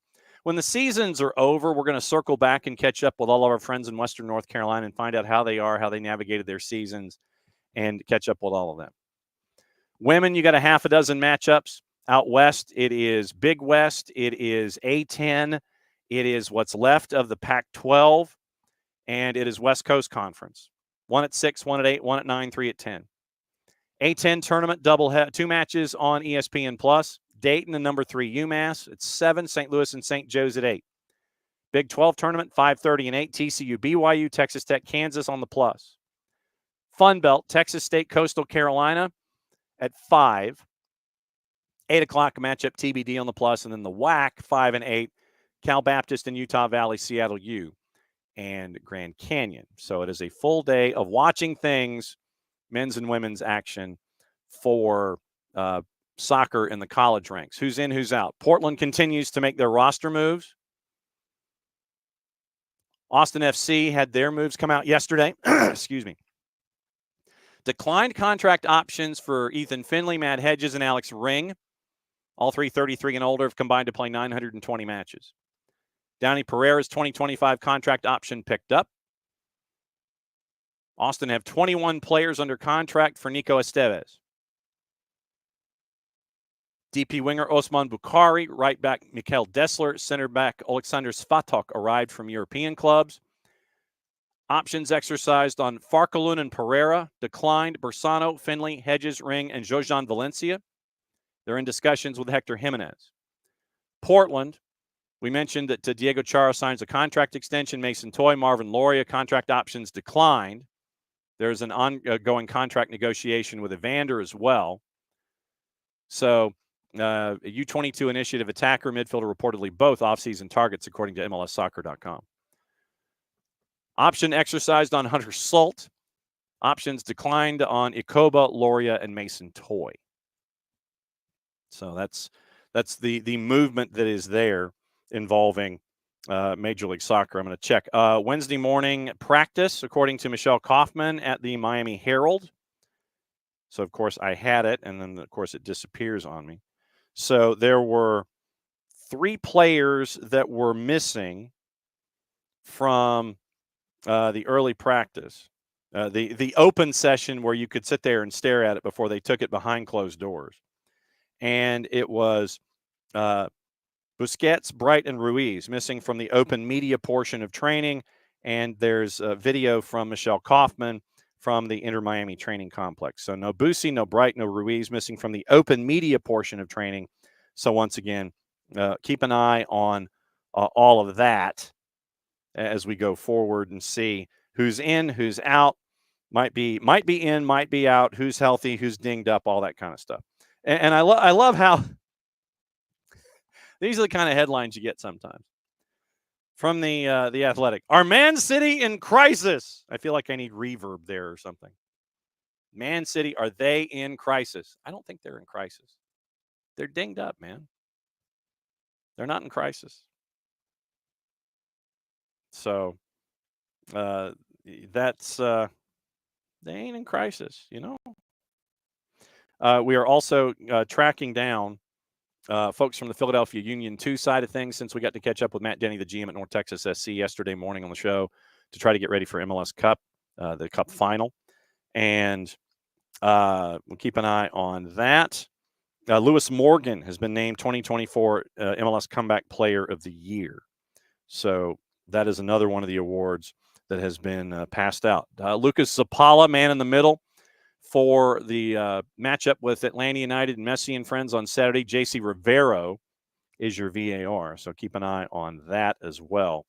And let me do one more quick tour before we get out of here on the day and see if there's anything that is missing. Let me check with our friends at Sky Overseas and see what may or may not be going on. But yes, of course, Manchester City is in crisis. Of course they are. West Ham winger Mohamed Kudus has been banned for 2 additional games after his red card at Tottenham last month. Declan Rice is in a race to be fit for the matchup Sunday against Chelsea. We mentioned Cole Palmer and his latest, and whether or not he will be available on the weekend. We mentioned who. We mentioned the defenders that are being chased after by Manchester United. We mentioned Benoit Badiashile yesterday, stated he wants to stay at Chelsea after links emerged regarding a potential exit. Chelsea signed him in a £35 million deal from Monaco in January 2023. Club doesn't wish to sell, despite the reports. So Badiashile wants to stay. Are they really in a dark place? I swear to God, I've seen the same damn headline like 9,000 folks. According to the 3-letter paper, left backs for long-term replacements for Andy Robertson, Jedi Robinson, David Raum of RB Leipzig, and Ipswich's Leif Davis, all been touted as possible options being considered by Arne Slot. So Keep an eye on that. All right, so let's blow through the papers, see what other information's there, avoiding the 3 and the 4-letter papers, as we always do. West Ham penalty, according to the Daily Mirror, which condemned Manchester United to defeat in what turned out to be Erik ten Hag's final game in charge, should not have been awarded, according to Howard Webb. We talked about that on Monday. You can go back and listen to our conversation with Bart and reffing down here. Rasmus Højlund is excited for Amorim's arrival at Manchester United. Manchester City, Chelsea obliged to field their strongest teams throughout the FIFA Club World Cup, despite having to release players for international duty immediately before it. Arsenal narrowly avoided being penalized by UEFA for delaying their press conference ahead of their clash with Inter Milan as the media briefing started just before the cutoff time of 8 o'clock. Jason Kidd, part of a consortium that has made an offer to purchase a stake in Crystal Palace. Matty Cash will miss the Champions League trip for Villa to Bruges on Wednesday. Josh Sargent out until 2025 due to a groin injury. And Real Madrid have appointed former futsal player and coach Marcelo Serpa Coelho to Juni Califat's scouting staff. And let's see, Telegraph, Jason Ato, the well-regarded assistant sporting director, set for a wider role. Arsenal co-chair Josh Kroenke, key execs Tim Lewis and Richard Garlick decide with Arteta on how best to move forward. Let's see. Thomas Tuchel, according to the Daily Express, will not attend next month's World Cup qualifying draws. It falls before his official start date of January 1. And let's see, Daily Record, Southampton keeping close tabs on Motherwell teenage sensation Lennon Miller. Reports in South America have indicated Alejandro Bernabe could be in line for an Argentina call-up. Player says it would be a dream realized. Celtic and Rangers supporters will split tickets down the middle for the League Cup final at Hampton Park next month. I think that's a day. Once again, really quickly, we mentioned what's going on. SDH will be in South Florida on the weekend. We'll catch you up on everything going on down there. Tomorrow, once again, we'll go through everything in the world that we missed today, all the news today, all of that stuff. That'll be in hour number 1. The Power Hour tomorrow, Nino and Nico, 10 and 10:30. To find out what's going on. And I know Nina wants to talk about Universitario. I know we're going to talk about Sporting, Victor Gyökeres, and all that stuff. And then we'll talk playoffs and get you ready for your previews with Nico Moreno kicking off at 10:30. And then Friday, it's a weekend whip around and see if we can catch up with our friends at Beyond Goals Mentoring as well and find out what's going on in their brains and get you ready for the weekend and find out what's going on as we get ready for match day 3 for Atlanta United, FEA, and Inter Miami, Messi, and friends. So as always, thanks for dropping by as you always do here on SDH on Soccer's Morning Show. Back at it again in a little less than 22. Mucha plata, y'all. Play it safe. And since it is the end of the show, that means one thing. I get to do this. Play it safe. We'll see you again in the morning.